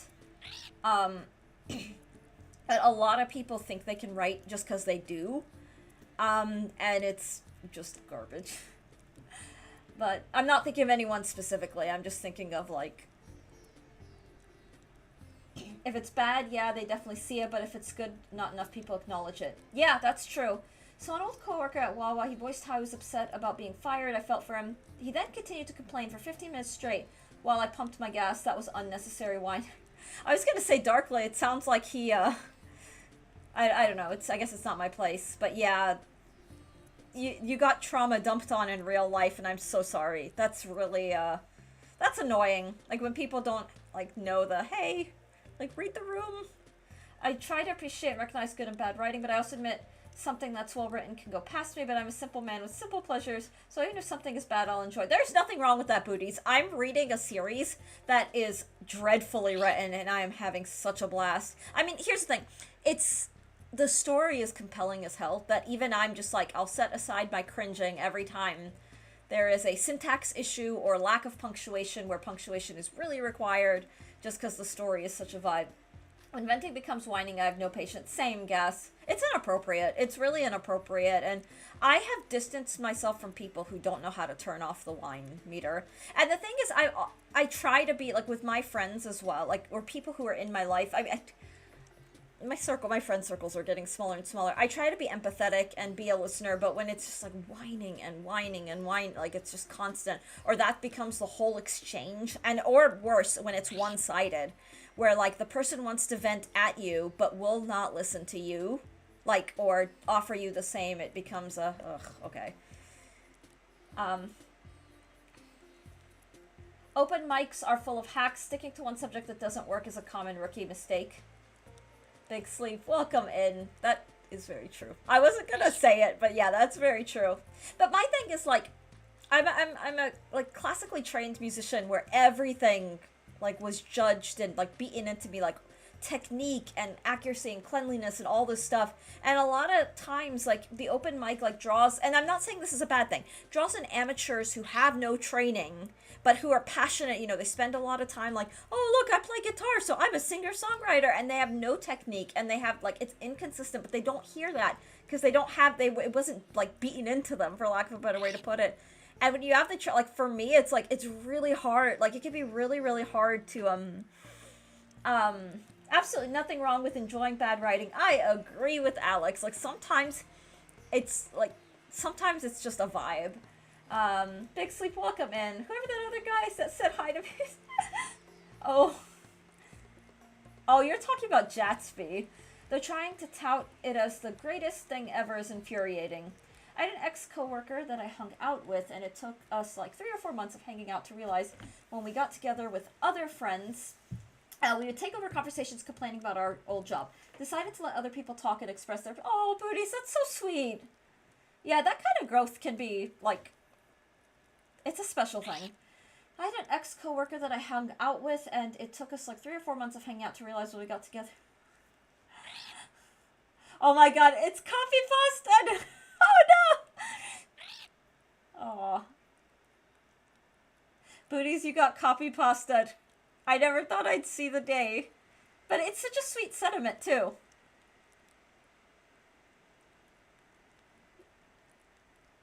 Wait, is that Booty's message, or Booty's, did you copy pasta that from someone else? Because now I'm like, it's, you know what? This is fine. This is fine. Okay, I thought so. I thought so. I figured it was genuine. But I copy pasta my own message. I want to be. I remember the first time I got copy pasta. It was unsurprisingly in Bald Man's community back in like 2021 when I resubbed. I posted this lame ass cringy, I appreciate your streams and thank you for Like, whatever. And I think it was just cringy as all hell. I didn't realize it at the time, and I wasn't like a shit poster back then. Like, I was actually like one of the first times coming forward and trying to be like a part of the community, and then they got copy pasted hard, and I was like, you know what? I'm part of the community now. It's time to be a dipshit. Like, I don't know, but it made me laugh. It made me like kind of, I was a little embarrassed, but then I was like, you know what? I got copy pasted. I'm famous now. I have been hazed into the community. I am now one of the degens, and then it's all been downhill from there. A lot of open mics are wannabe comics playing for other wannabe comics who generally make the worst audience. That's so true. Yeah, it gets toxic fast. It gets so toxic so fast.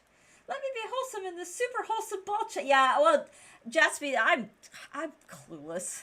Yeah, less clueless these days, but they don't want to laugh at someone else's material. I hate when people refuse to laugh at something that's funny just because oh yeah, same. But I'm not a comedian. I've never tried to do stand up. It's just not my thing. Um,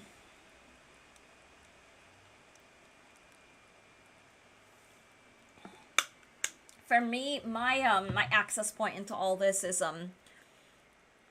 being a classically trained musician listening to amateurs. And I'm not saying that as an insult, because sometimes I've been like, oh, this is really good, or like it's impressed me, or it's whatever. But there is still like that part of my brain that's like it's like cognitive dissonance, or like just a little bit of clashing. And I try to gently put that aside as best as I can, but like I've been how old? I'm 38. I've been playing piano since I was 4. So I've been playing piano for 34 years.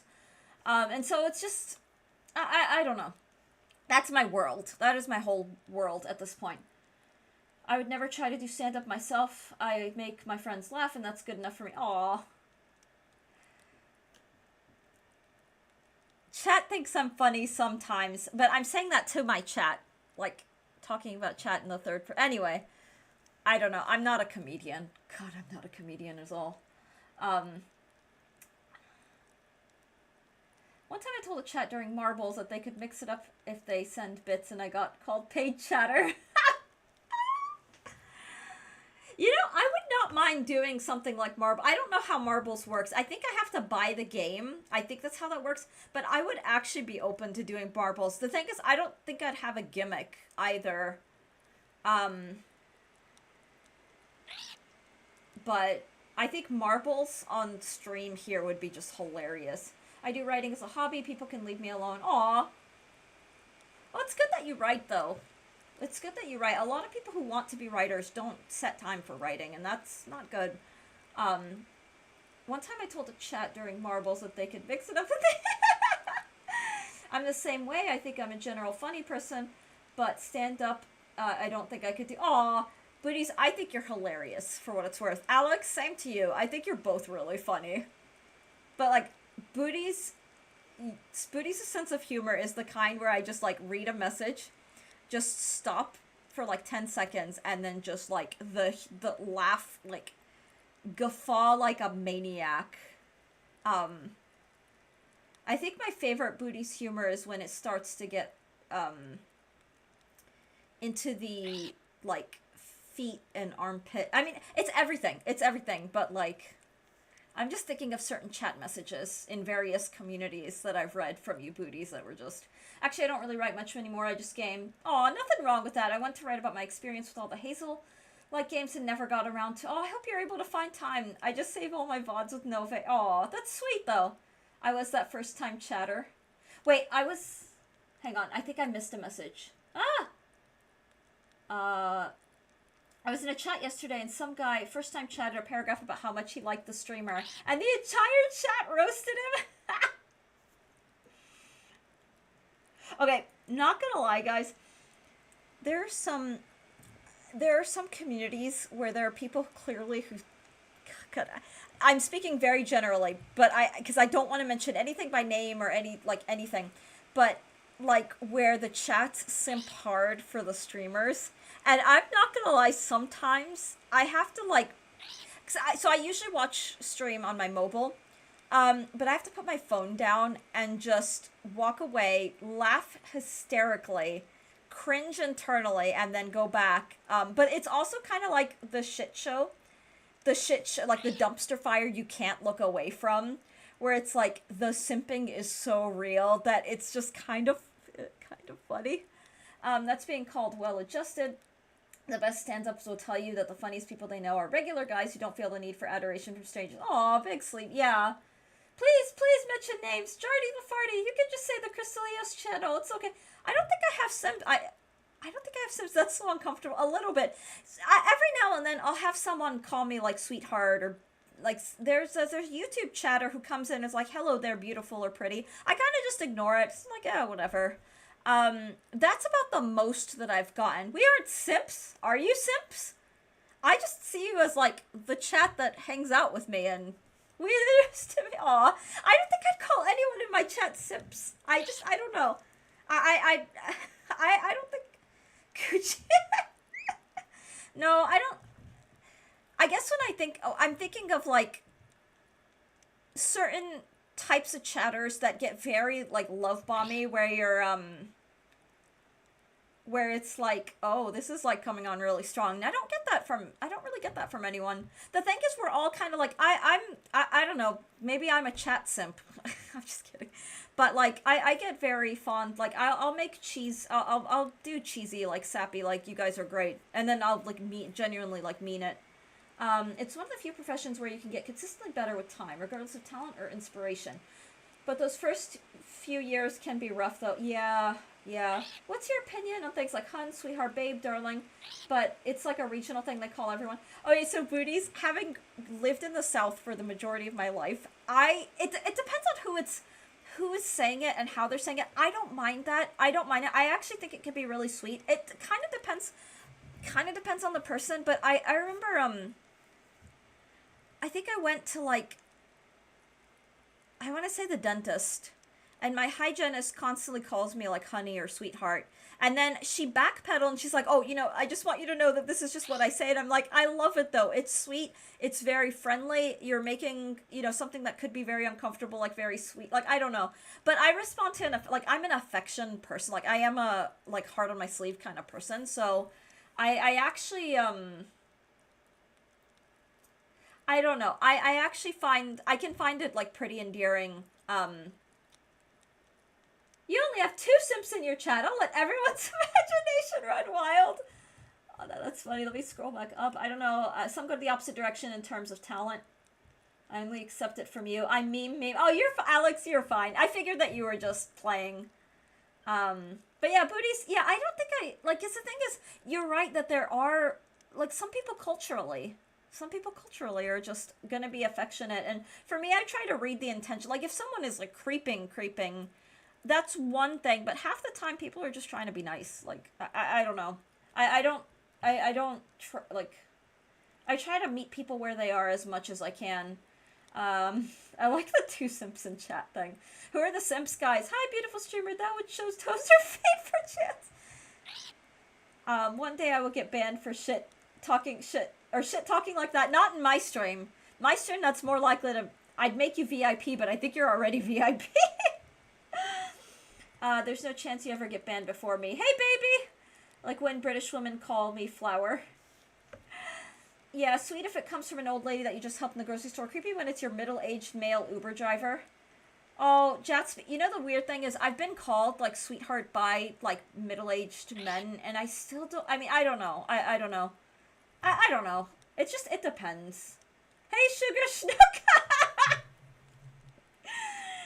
And his name is Kevin Hart. Like, okay, bro, we get it. You're the short guy. Does he actually still talk about being short? I don't know. I haven't taken Kevin Hart seriously in ages.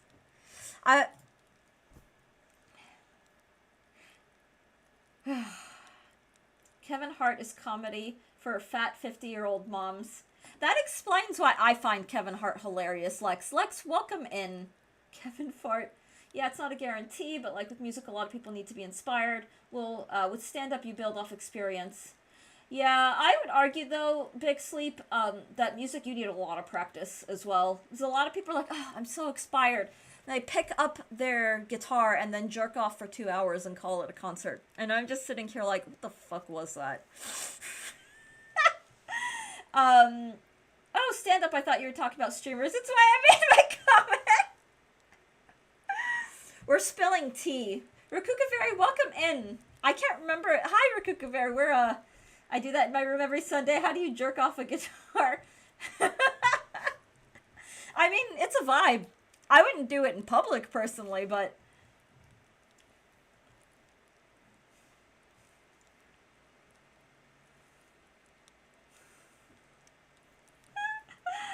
same way you jerk chicken. Oh, I could go for jerk chicken. God, it's so good. The practice often comes mainly on the front end with music and on the back end with stand-up. Gotcha. Yeah. Oh, this is a new day. I was like, what the hell am I doing in Stardew?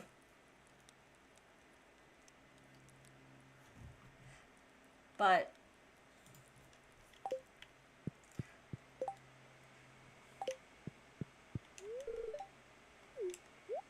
aw.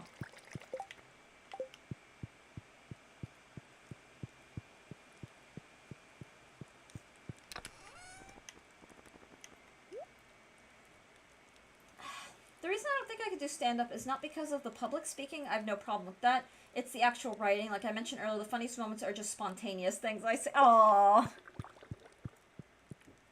Masturbatory guitar noodling solos are the worst. Yeah, I agree, Big Sleep. Did you watch the MLB All-Star game? I didn't.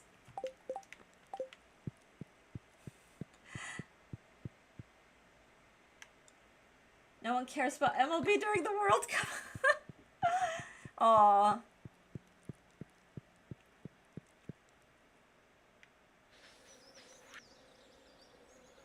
I thought it'd be fun to send you a letter. You could have stopped that sentence that no one cares about MLB. Except the sold out crowd. Oh, Lex. It is all, it's all,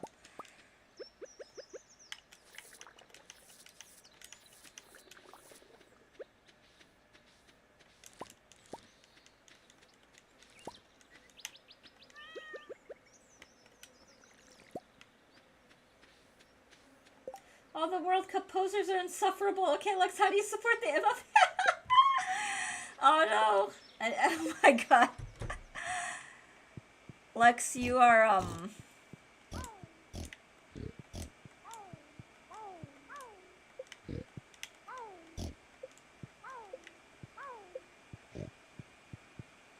none of them ever think about soccer otherwise. I do! Thank you very much for judging. What's this?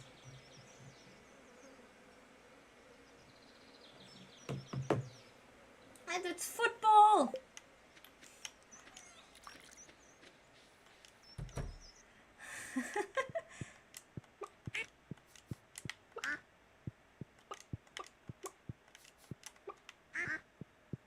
Maybe only Americans don't think about it otherwise. I said posers!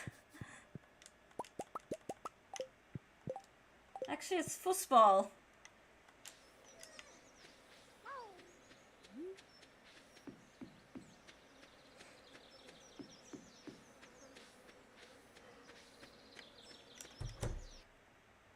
So I didn't judge you. Aww.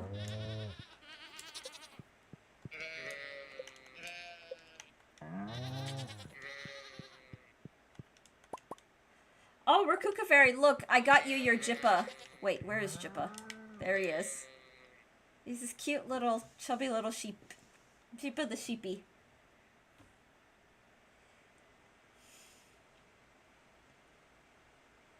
I call it soccer and football, you knows? I mean, that's the only reason why it's in America this year, FIFA hoping to get more American fan base.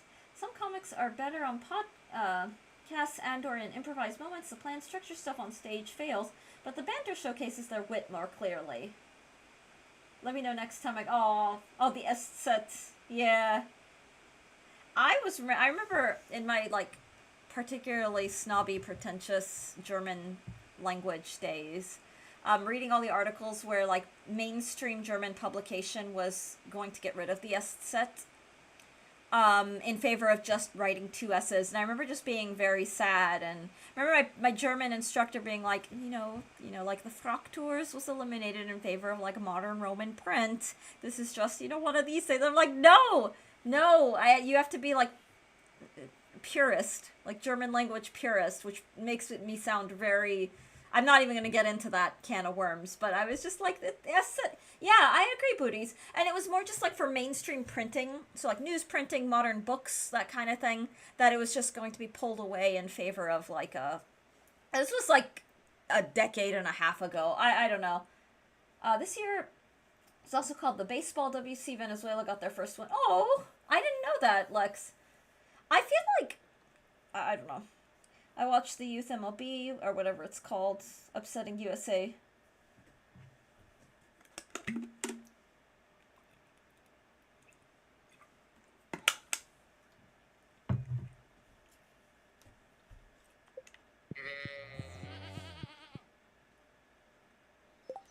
MLB revenues around $10 billion annually, similar to the NBA. The good thing about baseball is the highlights. Yeah, I'll admit, soccer and like the Olympics have been the main sports that I've followed over the years, and that's not really, it's not a diss or anything. It's just that just happened to be what I happened to follow.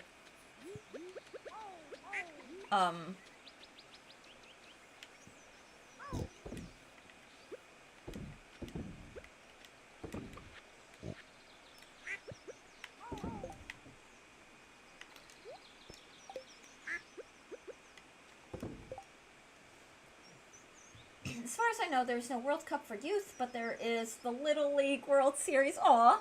I joke about MLB, but I go to my local team's games like once a week because tickets are $5. I swear baseball's only fun in person. I can believe that, booties. Like, it is such a vibe to go to those, like, local sporting events. I am not gonna lie, I miss doing national anthems for, I did them for college teams. I've never did, like, for, like, big tier. But I miss the vibe so much. I used to do baseball, softball, basketball, and then soccer. Soccer was my favorite because that was always such a vibe, and I'd just hang out, I'd watch the games, and that was so much fun. But it's something I miss because being in that atmosphere, people are I sang the national anthem, booties. I used to do that was one of my gigs back in my 20s. It was one of the gigs, like, that I used to do. It was one of my favorite gigs as well. But I used to sing national anthem for college sports. What key did you sing it in?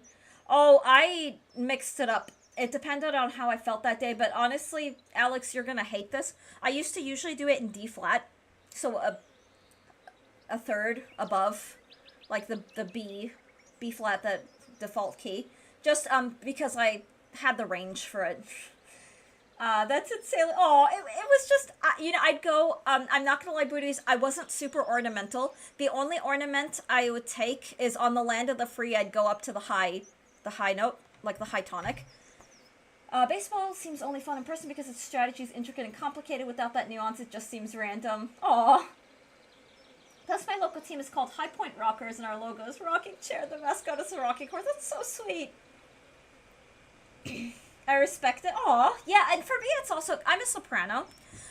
These days, I don't know what key I would sing it in. It depends on how I'm singing it. But in my 20s, my voice professors, B flat is it's the original key that it's written in, but here's the thing, when you're a vocalist, you need to sing in the place that showcases your voice at the best. I was training that was my coloratura days. I'm still a coloratura.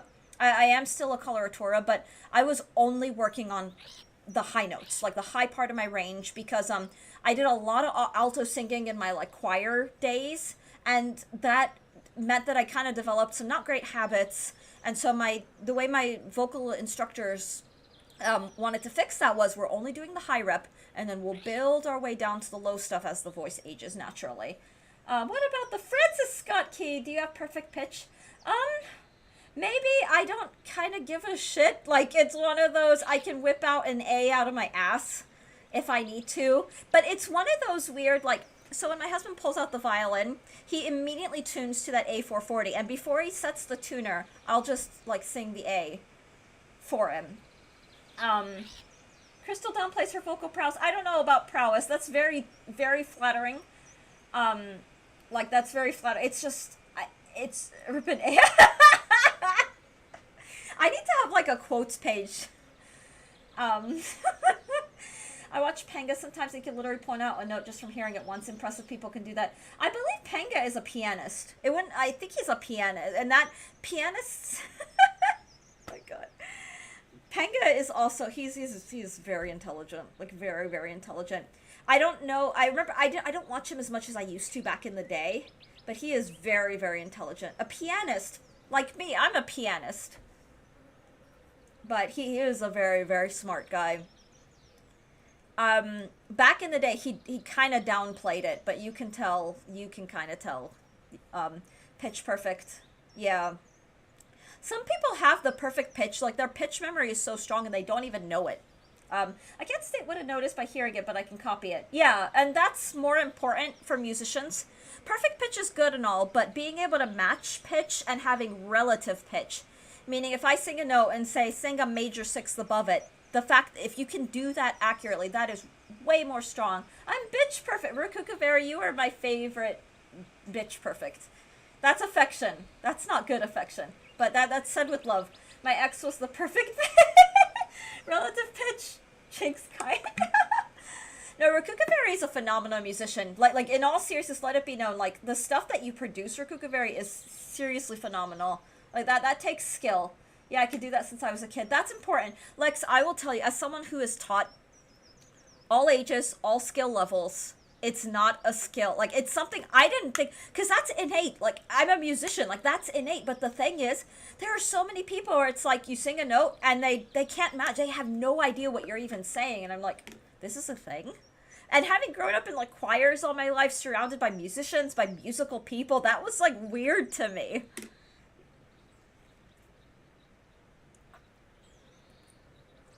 The thing is, for some people, it can be trained, but if you don't have it, it's. I used to be when I first started teaching, like early 20, like professional teaching at music schools. I used to be like, anyone could be a musician, we can all do it, and then I realized, no, tone deafness actually exists, and I feel bad saying that because I always like aim to be encouraging, aim to try, aim to. If you're not getting it now, you might get it later on down the road, but then it's like. I don't know. I don't know. It depends on what you're going for. Maybe taking music at a young age cultivated that. Well, here's the thing, Lux. I'm from a family, multi-generation of professional musicians. It's not only in my blood, but, like, I grew up in a household watching my dad practice, watching my uncles, like do their thing. They were solo, professional solos. That was just all what I did. I started listening to classical music, like, out of the womb, like that kind of thing. So it was just... I was in that environment. I started, like, learning instruments at a very, very young age. So that's just, like, I learned to play piano before I could speak, like, that kind of thing. So it's just, as far as I know, it's just there. I wonder if I lost mine, not that it matters, but I used to be able to do so, too. You probably didn't, Dart. You may just have to kind of refresh your memory, but if you have the ear, you have the ear. And with perfect pitch, it could be just a matter of reproducing a note and reminding yourself. Perfect pitch in the general population is about 1 in 10,000, and music students is more like 1 in 25. That's true, Big Sleep.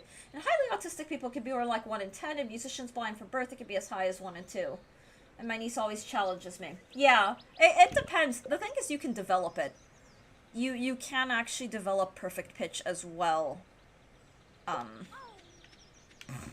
Did I don't know what I've done. Aw, look at the little sheep! Oh, it's cheap. Aw, look, it's so cute. Anyway. My niece always challenges me. Gifted kids are 1 in 30. I need to practice piano. Yes. Shippa the sheepa. Aw, it's so cute. That's why there's always one annoying nerd kid in your class. Yeah, I was the annoying nerd. I know that. God. Sheepa. The sheep in this game are so adorable. I can't wait for, like, Like, Geeps shows up to the chat. I can't wait for him to show up and be like, look, we made you a sheep.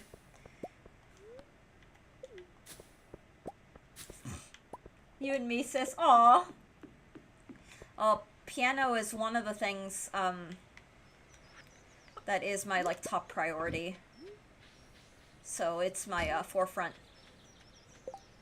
I was the disappointing kid. Oh, the nerd kid. I was the disappointing kid with potential who didn't put in the effort. Oh, like, a lot of neurodivergent people are that way. Like, my ex, like, a guy I dated, who's I'm still really good friends with, but he was the same way. Like, and he was very smart. Like, ridiculously smart. And all his teachers were like, you don't put, like, the effort. But the thing is, he's shown in other things. I was the autist! Oh, we've got some Spectrum users. I'm a Spectrum user. Spectrum's my internet service provider. I need to not be, like, an asshole. I'm sorry, Jatsby. That was from one neurodivergent person to another. That was a very asshole moment, but it's with affection, I promise. I was not diagnosed, but I've had professors be like, "You're not normal." Like, when those people get together online, that's certain Twitch chats. Is it our Twitch chat, Big Sleep? And constantly getting special treatment because teachers believed in me. Aww. Well, Lex, you're a smart kid. You're a smart cookie. You're not a kid. You're a smart cookie. I'm not a cookie! I skipped so much in high school, 90% of other kids would have been expelled. That was so good. I annoyed my music teacher once to the point he sent me to play an old antique piano alone by myself. My ADHD brain was more focused.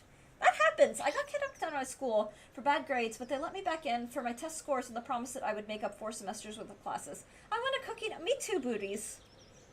Like, I want a big, fat, like, disgustingly fat, like, diabetes-filled chocolate chip cookie that's, like, soft. With, like, the chocolate chips still have their shape, but they're, like, melted in. So when you bite into it, it's like a lava cake. I don't want diabetes. I just want the cookie. My VP told me he deeply cared about me and he let me only go to theater and phys ed to keep me going. Aww. Jatsby's uncle told him he deeply cared too. I'm eating cucumbers. Ooh. Cucumbers are good. Just get one of those at Pizza Hut. Oh, do they sell cookies at Pizza Hut? Because if they sell like a big happy cookie, then I don't know. In first grade, I got frustrated trying to teach other kids during a group project, so I just took my school desk and put it against the wall and did it all by myself. Do you slice them or just eat it like a candy bar? Full eye contact. You take you hold your cucumber and then you lick down the outside and then you just kind of eat slowly. But you have to have someone in the room and make full eye contact, no blinking. Like, let your eyes water while you're eating the cucumber. It has to be whole. Like, don't slice it and don't skin it. Like, we don't do the, I don't know. I don't know what I'm saying, guys. I don't know what's wrong with me. I didn't stream yesterday, so I have to get in all the degeneracy, like, now. I slice some, add lemon juice, salt, and pepper. Current autism snack, I eat like 3 cucumbers a day. That sounds so good. Jatsby, I kind of do the same thing. Like, I fixate on the most arbitrary things. It weirds my husband out. He gets worried about my eating. Because I'll do that. Like, I'll eat, like, a whole avocado and call that lunch. But I'll cut it and I'll, like, dice it and add a little bit of stuff. But it, like, stresses him out. Like, I don't eat normally.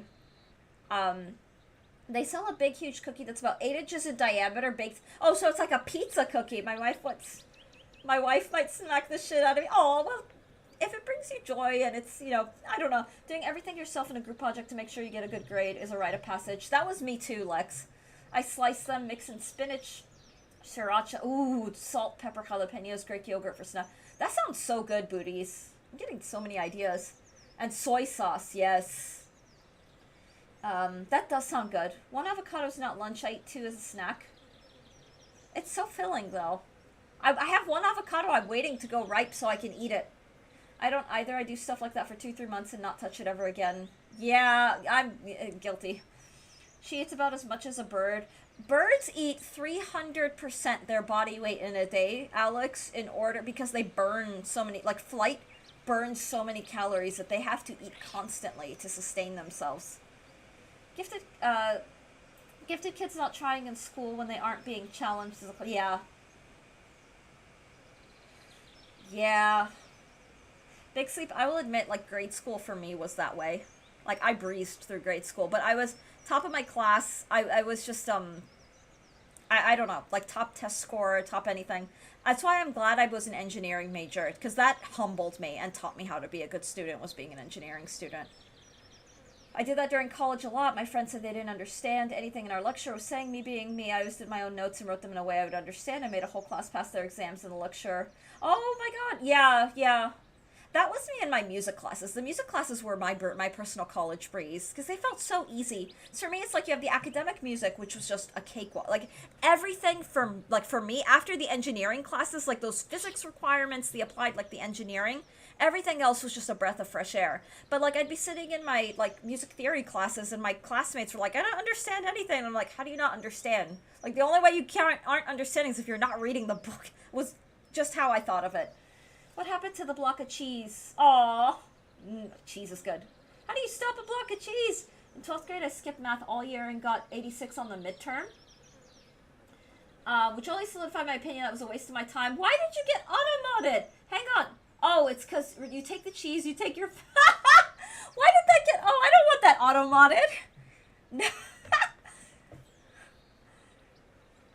Take your pants off and spread your cheeks. I mean... You can grow your own cheese down there.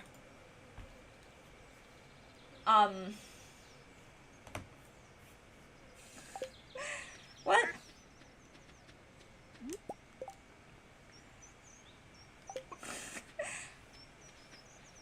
Wait, how the hell is it already noon?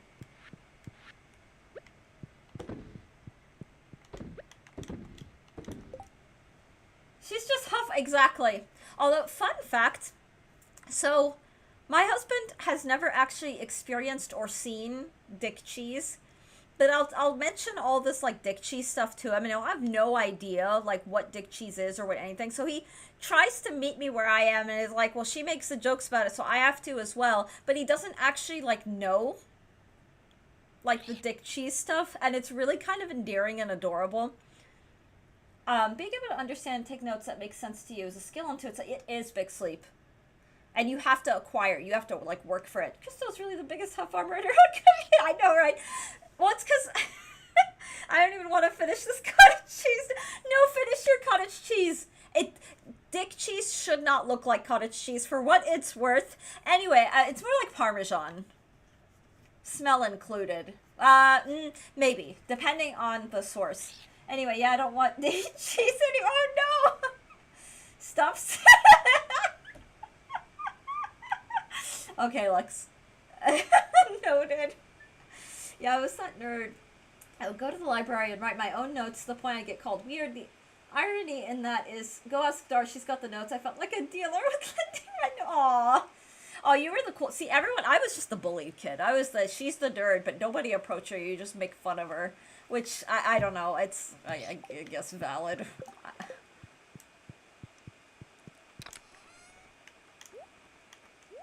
I was the do not approach, just smile and nod and walk away really, really quickly. Don't make eye contact or you'll startle the thing and it'll start going off on God knows what. Note stealer. I had some pipes break last year in my house. Oh geez, and couldn't shower for a few days. The amount of seasoned dick cheese I accumulated was phenomenal. Did you keep it? Did you like jar it? I didn't say it this time, so Lex can't get mad at me. I'm just kidding. I'm procrastinating washing my dog and cutting her for... Aww. Time to turn off this... No, don't go anywhere. Oh my god. I just ran out of it. Used it like MSG. I'm having a crystal breakfast. Veggies with ranch dip and pepperoni jerky. That sounds so good. That actually sounds really delicious. Are you a turkey pepperoni, like Sky? Speaking of pepperoni, I like pepperoni and turkey pepperoni, but turkey pepperoni is such a vibe. Ooh, I might grab some. Have like a turkey pepperoni hyperfixation meal. Or as Jatsby would call it, the Tism meal. Which is just so fitting. What the hell is pepperoni? Oh, pepperoni is good. Yeah.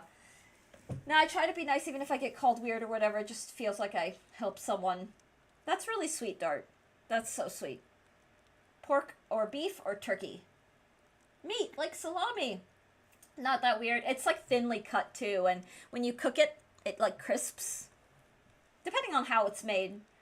Not weird if you are still approachable. There's a group that can form around the person who understands the homework. Sometimes I understood something from a friend more than I did from a teacher. That's a wonderful way to study too, Big Sleep. Some of my best learning was done when I had friends in college and we'd do study groups and we'd stay up late and we'd just explain. Like, we all had our things that we understood really, really well. And so we'd all kind of explain it to each other. I did that for some of my engineering courses, but more so my math courses. Because I had like a circle of really fun, like, weirdo friends. I say weirdo endearingly. We were all weird in our own way. And I miss that group, like, to no end.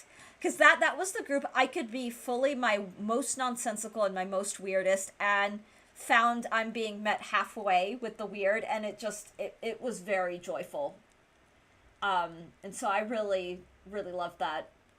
I miss it too, the study group thing. I wish I was an asshole sometimes, but too nice. Dart, can I make a confession?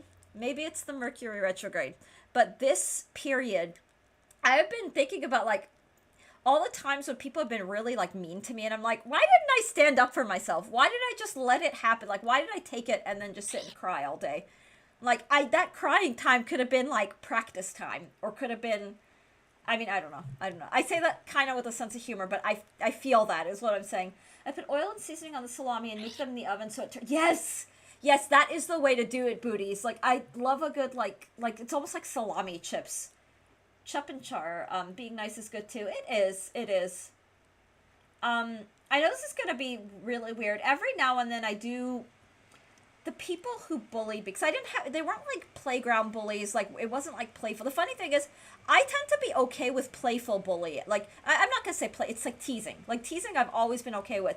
But it's the sort of bullying, like, that's hostile behavior coming from extremely deep-rooted insecurities. And sometimes I think back, like, wow, the people who were really awful to me were going through shit. Like, it doesn't justify it. It doesn't justify it. But I'll sometimes reflect and go, they were, like, miserable. Because you have to be miserable to be that mean, like, miserable to people, like, that kind of thing. And I think about that, but the older I get, the more I'm like, it still doesn't excuse it. Like, I have my baggage, I have my insecurities, and I still am, like, I aim not to be an asshole to people because of it. That's what I miss with college, the study groups, because when we get bored, we would put horror movie and watch. Dart, I used to do the same, but with, like, bad movies, like The Room, or, like, really shitty, like, old, like, Disney live action. Like, we used to just do that just to laugh at it. It isn't all. How would you know I need nice ones to counterbalance with rage baiting? To some extent, I don't want to be a carpet too. Yeah, it's a balance. It's a balance. This is why. Crystal's hyper today. Did she take drugs? I did not. I just, I don't know. I did cardio. I'm caffeinated. I need some cereal to balance this pepperoni talk. Yeah, that could be fun times. Stressful, but also enjoyable. What the thing is, Lex, I'm probably hyper today because I missed streaming yesterday, so I have to make up for it. That could be in the chaos. What kind of horror movies? Did she take Uter's energy drink? I can't do energy drinks. I can't, like, that would be, oof. I believe in you! I made it to lunch, almost there. How much longer are you streaming? 5 more hours. We watched The Conjuring. Oh my god, I love those movies. The Ring, The Nun, all of those movies I really love. When I was like 12, 13, my whole friend group got bullied because we used to play Magic. That's awful, Rakukavari. That's just garbage. That makes me sad for you. You were probably the fun kids. I'm just going to say that right now. You were probably way more fun than whatever shallow assholes were making fun of you just because you know how to enjoy your life. And you aren't sitting there, like, being a prissy little, I don't know. We had the Yu-Gi-Oh kids at my school that played during, aw, they were always fun. Like, I have a fondness for, like, super nerds. I say that affectionately. Like, oh my god, when I found my tribe, when I found people who were just as, like, into stuff as I was, it's just, like, the best thing ever. Why are you buying these just to waste some money? Oh my god, Dart, yeah. I hate that. I'm so sorry that you had to deal with that. Kids are ruthless. Yes, they are. Yes, they are. Silent Hill F explores, like, childhood bullying, like, ruthlessness, like, meanness. And it's interesting because I've been having, like, night terrors. And I think it's just because every now and then I'm reminded that there's stuff that I never fully healed from. I'm not gonna spare you guys the trauma dumping, but like it's like, oh, there's an old demon that I haven't seen in a while. And kids think playing card games at school ain't cool. Oh, but they're so fun. I remember one of the closest times I could have made friends, but they were boys, and I went to a school where like boys and girls weren't a thing, but is when on the bus, the back of the bus, there were a bunch of boys trading and playing Pokemon, and they gave me like 3 Pokemon cards. It was a Poliwhirl, was one of them. I can't remember the other 2. One of them was Poliwhirl. Poliwhirl was my favorite because it was blue and it was a water Pokemon. And I didn't really know about Pokemon back then or anything, but I thought, and they were explaining like how to play and do all this and their own made up rules, and I thought this is the coolest thing ever. And they would play every day, but I was going to a private school where boys and girls were separated because that's what crazy religious schools do, and it sucked because that would have probably been my friend group otherwise. Yeah. Oh, those are all fun. Have you seen anything in the galley subgenre? Ooh, Big Sleep, what are you thinking of? So I'm wondering if I'm familiar with any of it. I'll never fully heal from you talking about dick cheese for half an... I didn't talk about it for half an hour. I just mentioned it, like, a couple of times and then derailed and then kind of got really gross and questionable. So spiritually it was kind of half an hour, but it wasn't really half an hour.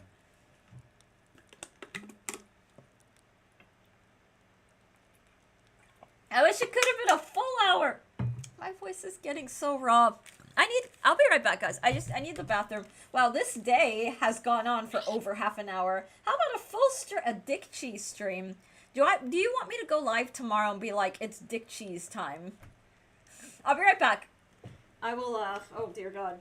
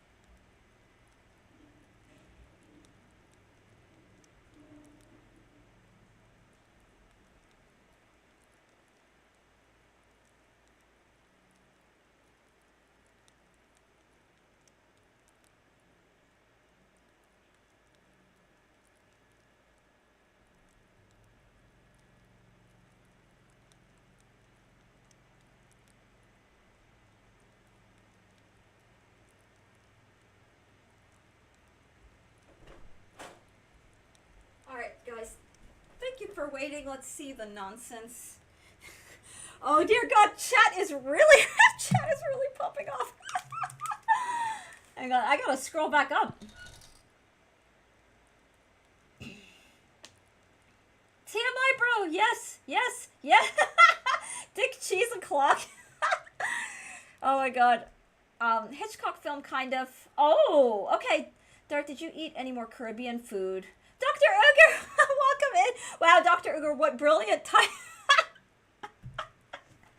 Although I think you've been...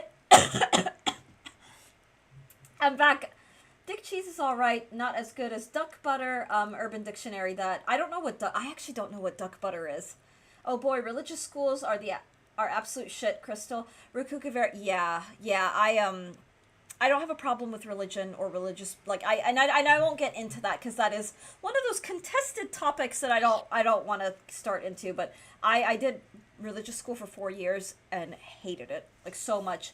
I did 1 year in a religious school and it was miserable. God, I was far away from that place. Yeah, amen to that. All my friends were at the previous school and I was allowed back, fortunately. Oh my God, I'm so sorry to hear that, Rakukavari. I am so sorry to hear that. All I can say is I commiserate. Yeah, ugh. It's not good. It's not good. Duck butter? No. Yeah, the Hitchcockian influence can loom large, but it's more than just that, of course.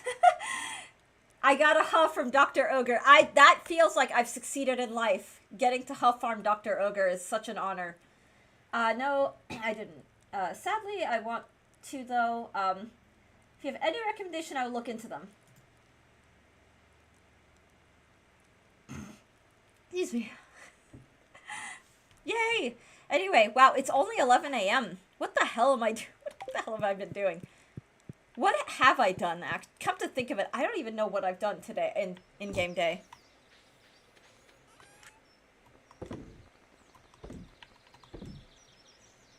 It's 12:12. It is 12:12. Everybody make 12 wishes, or 1,212 wishes. If you have any recommendation, I would look into them. You just got Jeepa, then I don't know. I know, right? That's so true. How many? You know what? After Alex's message about the fact that I do one day in 45 minutes, now I'm like, maybe we should count how many days we get done in one, like, stream, just for the lulz. Sheepa! Read at your own risk. Duck butter is a vulgar slang term referring to the unpleasant mixture of sweat, body oils, and secretions that accumulate in the groin or under the scrotum. You know, Gus, what a very polite way to describe it.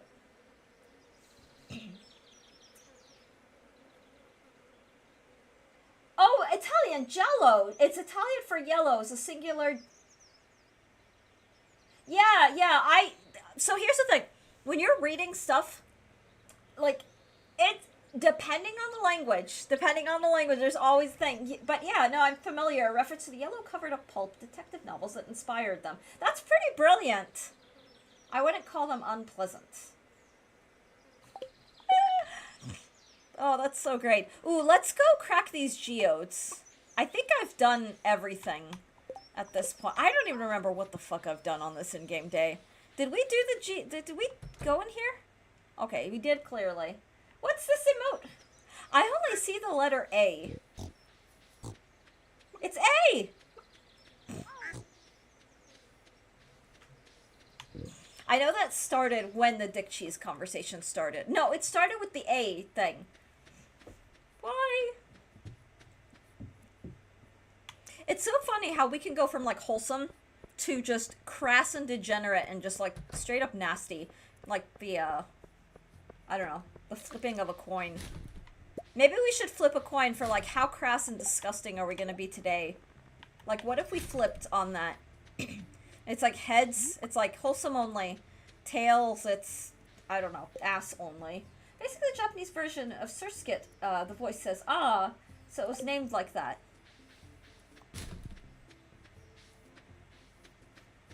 Excuse me.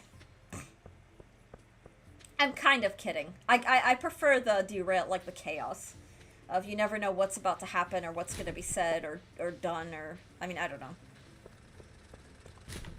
It's...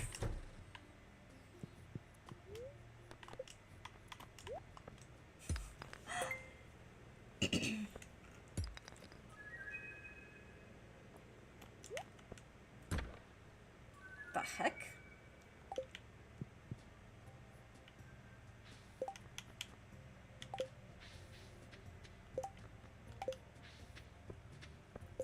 I've seen a bunch. Dario Argento, is the most known director, but there's also Mario Bava before him, and Lucio Fulci and Sergio Martino.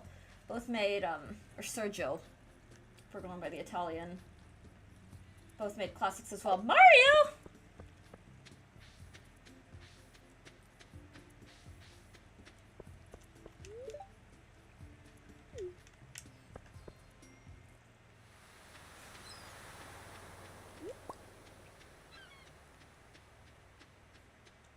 This will probably be my last in-game day.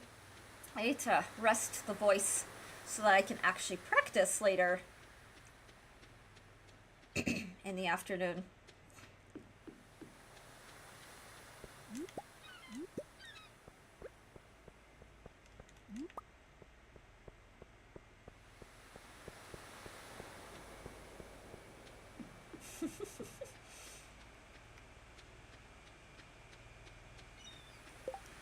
things I like about the genre is the juxtaposition of highbrow and lowbrow, artful and crass. I don't like this.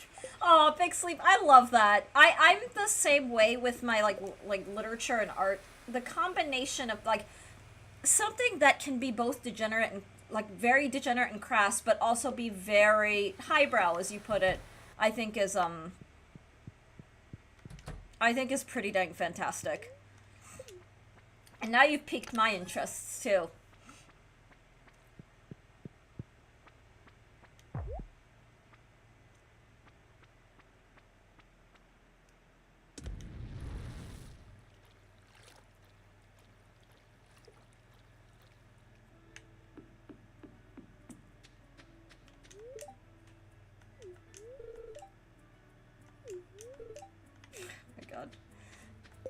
I will look into that when I'm free. Aw. What about when you are free? Who the hell is... Oh, that's Sam. It's like, who's that?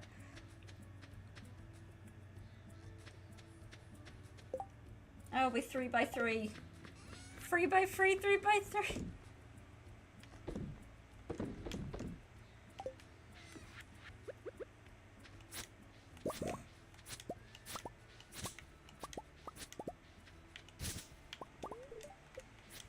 Are there no crows? Surely they must have encountered some crows by this point, right? Sam is just Goku with that hair. I know, right? He does have the Goku hair. It really does.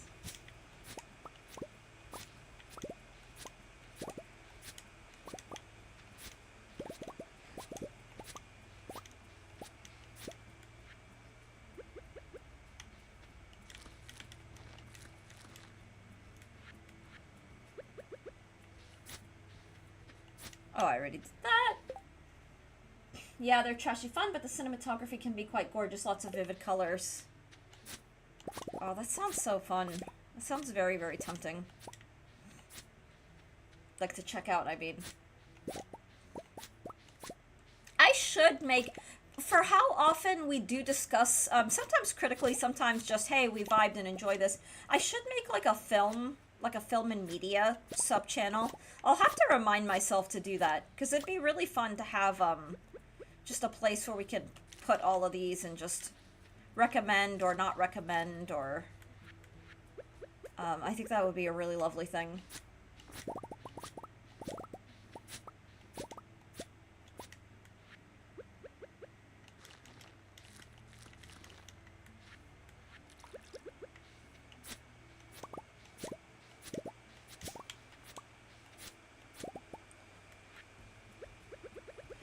No walnuts.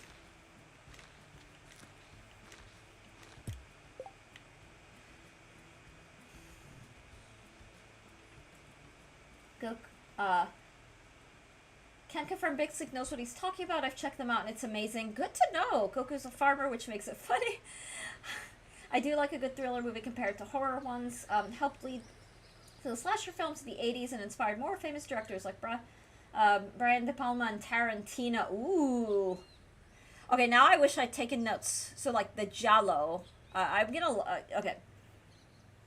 I prefer suspense and thrillers. When did they mention that in Dragon Ball? Suspense is all but dead in pulp culture media. Really? You think?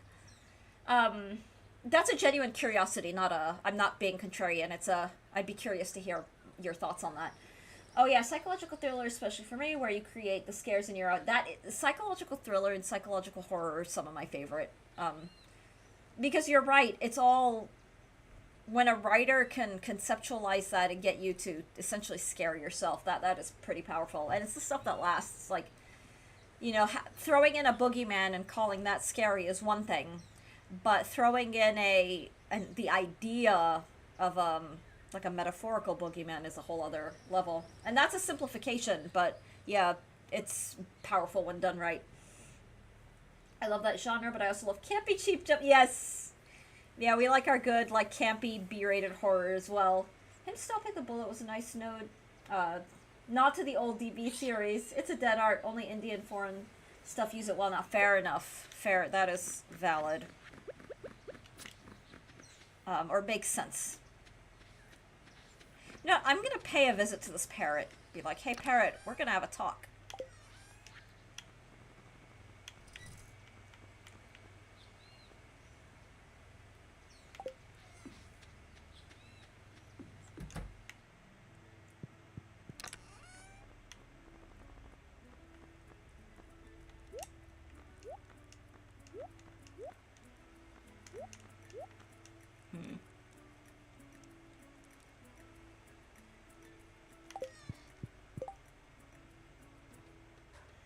Yeah, I find it's best to have a healthy mix of different styles. Gotcha.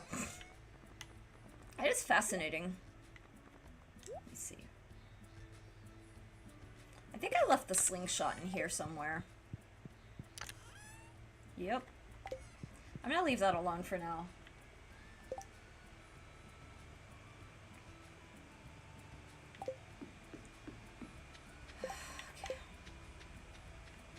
Hollywood is now all about verbally describing as much as possible and leaving nothing for the imagination for the viewer to figure out.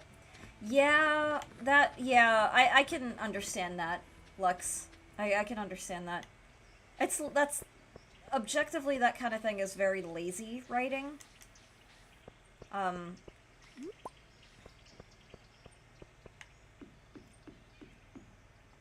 you have the campy, goofy movies like Army of Darkness or Psycho Gorefiend. As I plug those because they are some of my favorites. Oh, ooh, what do we have here?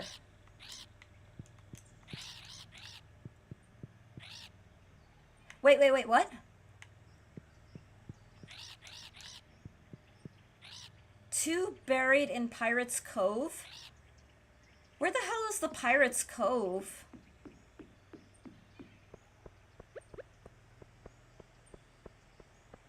Hang on, I'm gonna look this up. Stardew Valley Pirate's Cove.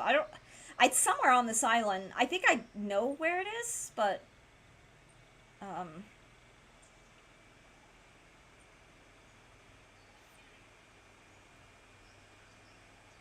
It's gonna go faster if I just know.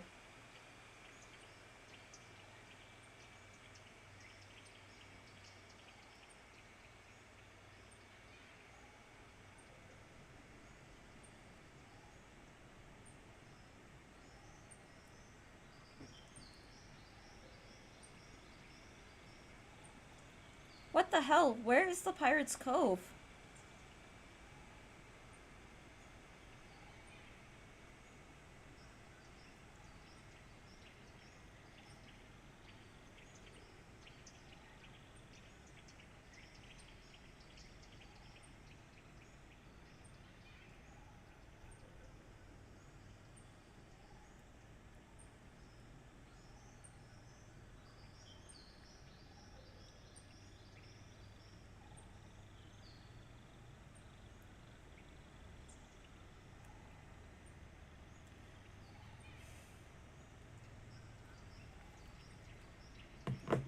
Instead of plots around social commentary and instead of creative, a unique world. I'm driving and also the aux, so I'll hopefully see you tomorrow. Gas, take care, drive safe, take it easy. It's always a joy to see you.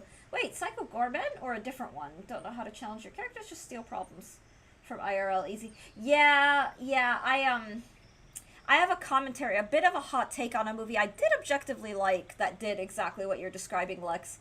But you see, it was an allegory to our time. Same one, just a misspelling. Yeah, I know what you mean, Lex, and I am very inclined to agree with you.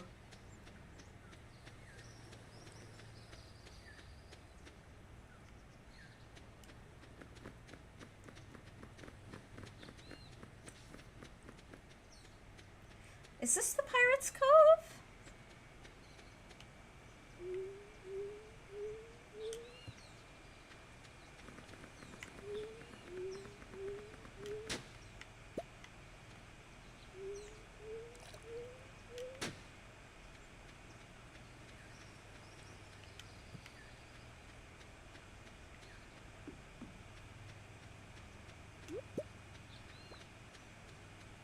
Oh, I don't know. I know this is, like, I've gotten that one.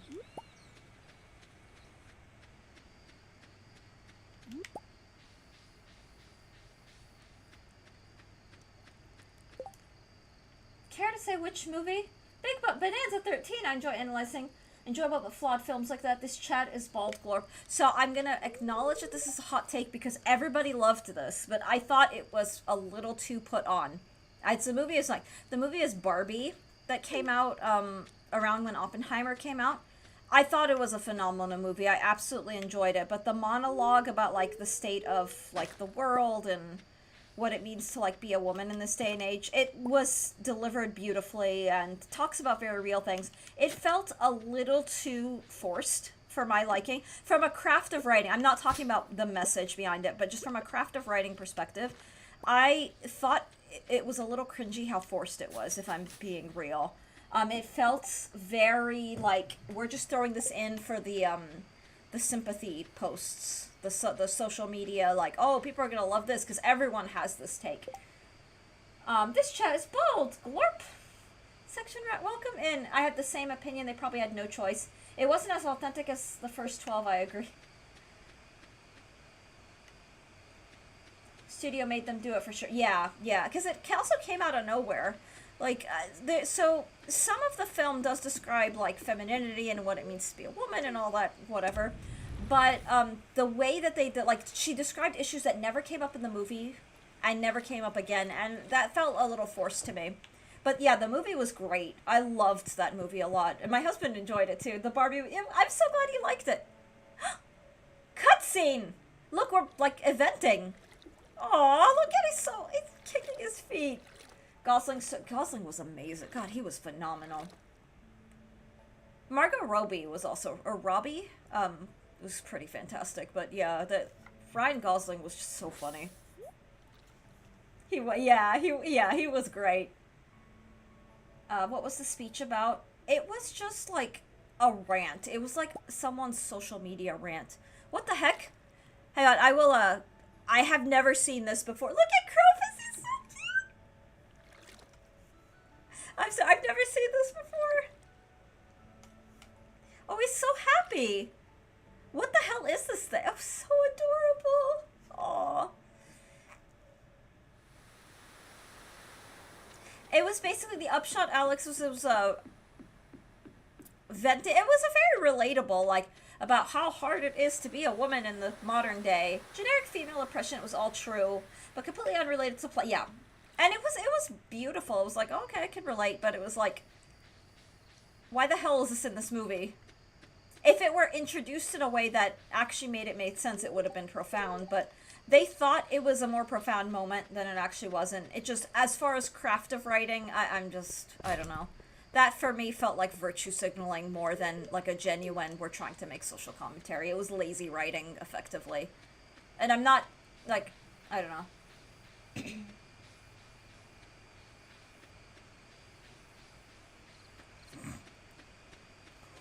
Guys, my throat is really raw.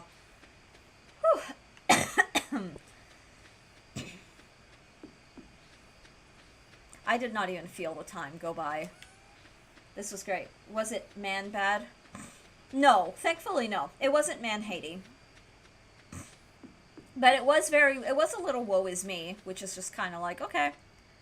It's not just women who have a hard time. I mean, I'm not woman, like, the thing is, it was really valid, and there are a lot of gender-related issues, which, again, I don't want to get into, because my stream's not the place for it, but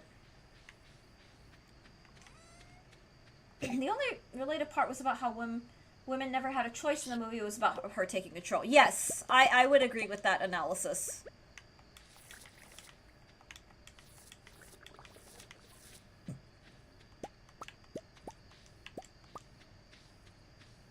Yeah. It also went on, like, way too long. Like, we're gonna keep making points now! Yay! Do we get enough virtue signaling cred for all this? I don't know, just keep going! The more we do it, the more it's gonna be like, wow! No, it didn't bash men at all, really. It was more corporation bad. Yeah. And it was all valid. Like, it was relatable. Objectively, it was very relatable, but it was just very contrived. Just contrived. Which is what it is and is what it will be, but,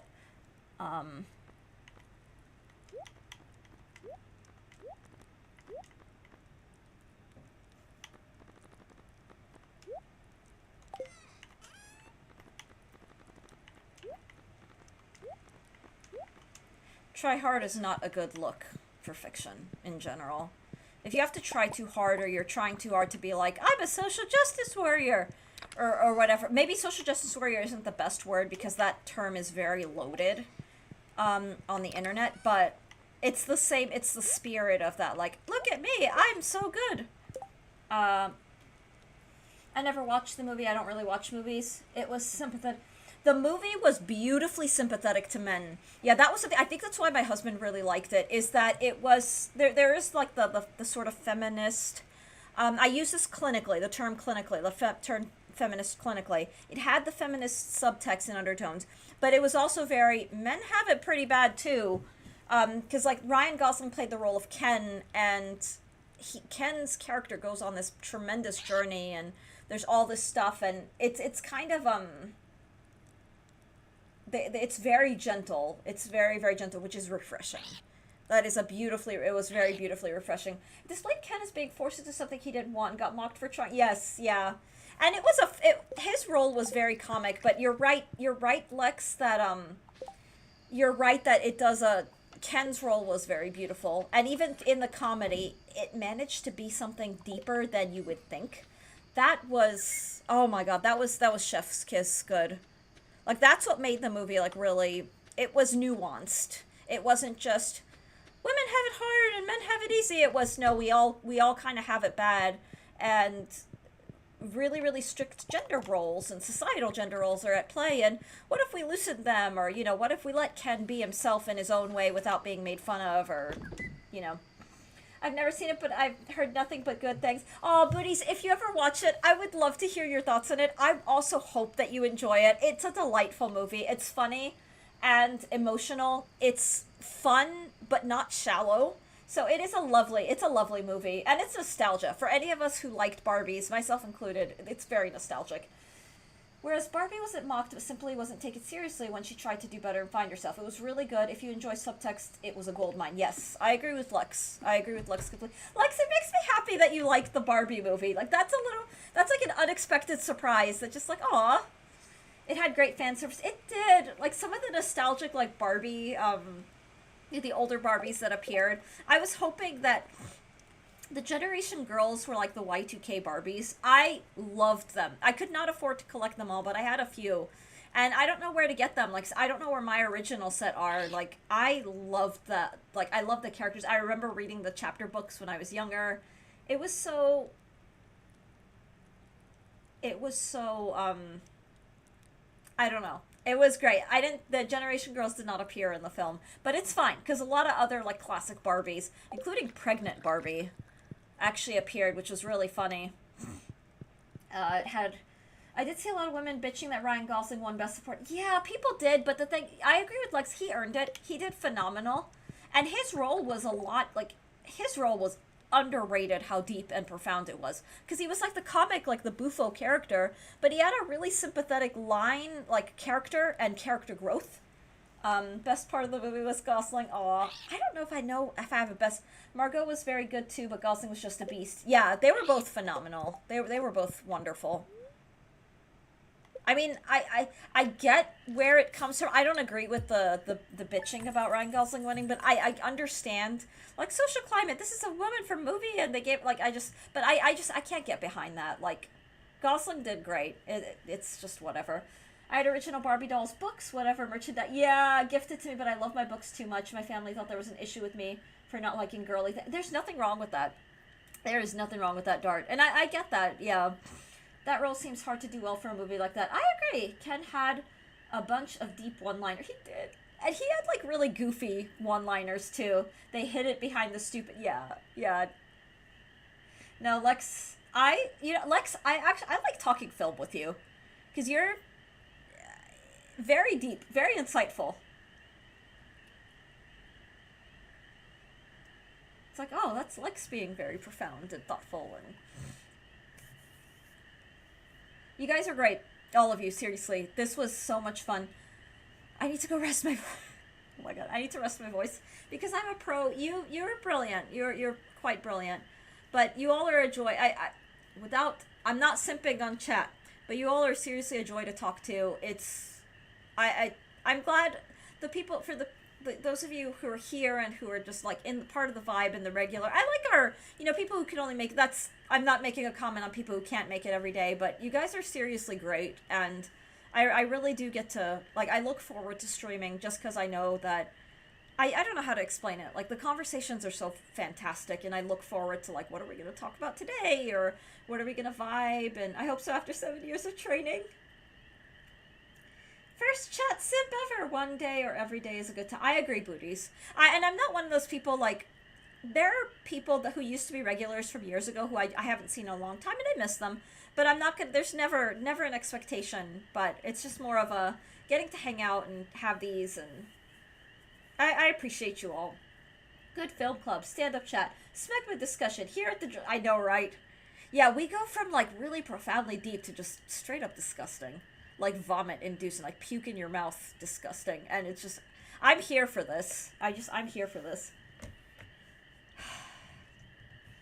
What would all those religious studies, like, teachers say? I'm just kidding. Oh, dear God. Alright, this was a blast. Can we please never speak yeah, sure. No promises, though, because this is my chat, so... No promises. But it's alright. No, we'll behave. As fun as the degeneracy as it's the art and books and movies and can pave the way for some pretty profound conversations. Alright, guys, I'm gonna go rest my voice. I may not be able to sing today. I can still practice, but I just need to rest all of this and go and rehydrate. So I'm running out of my...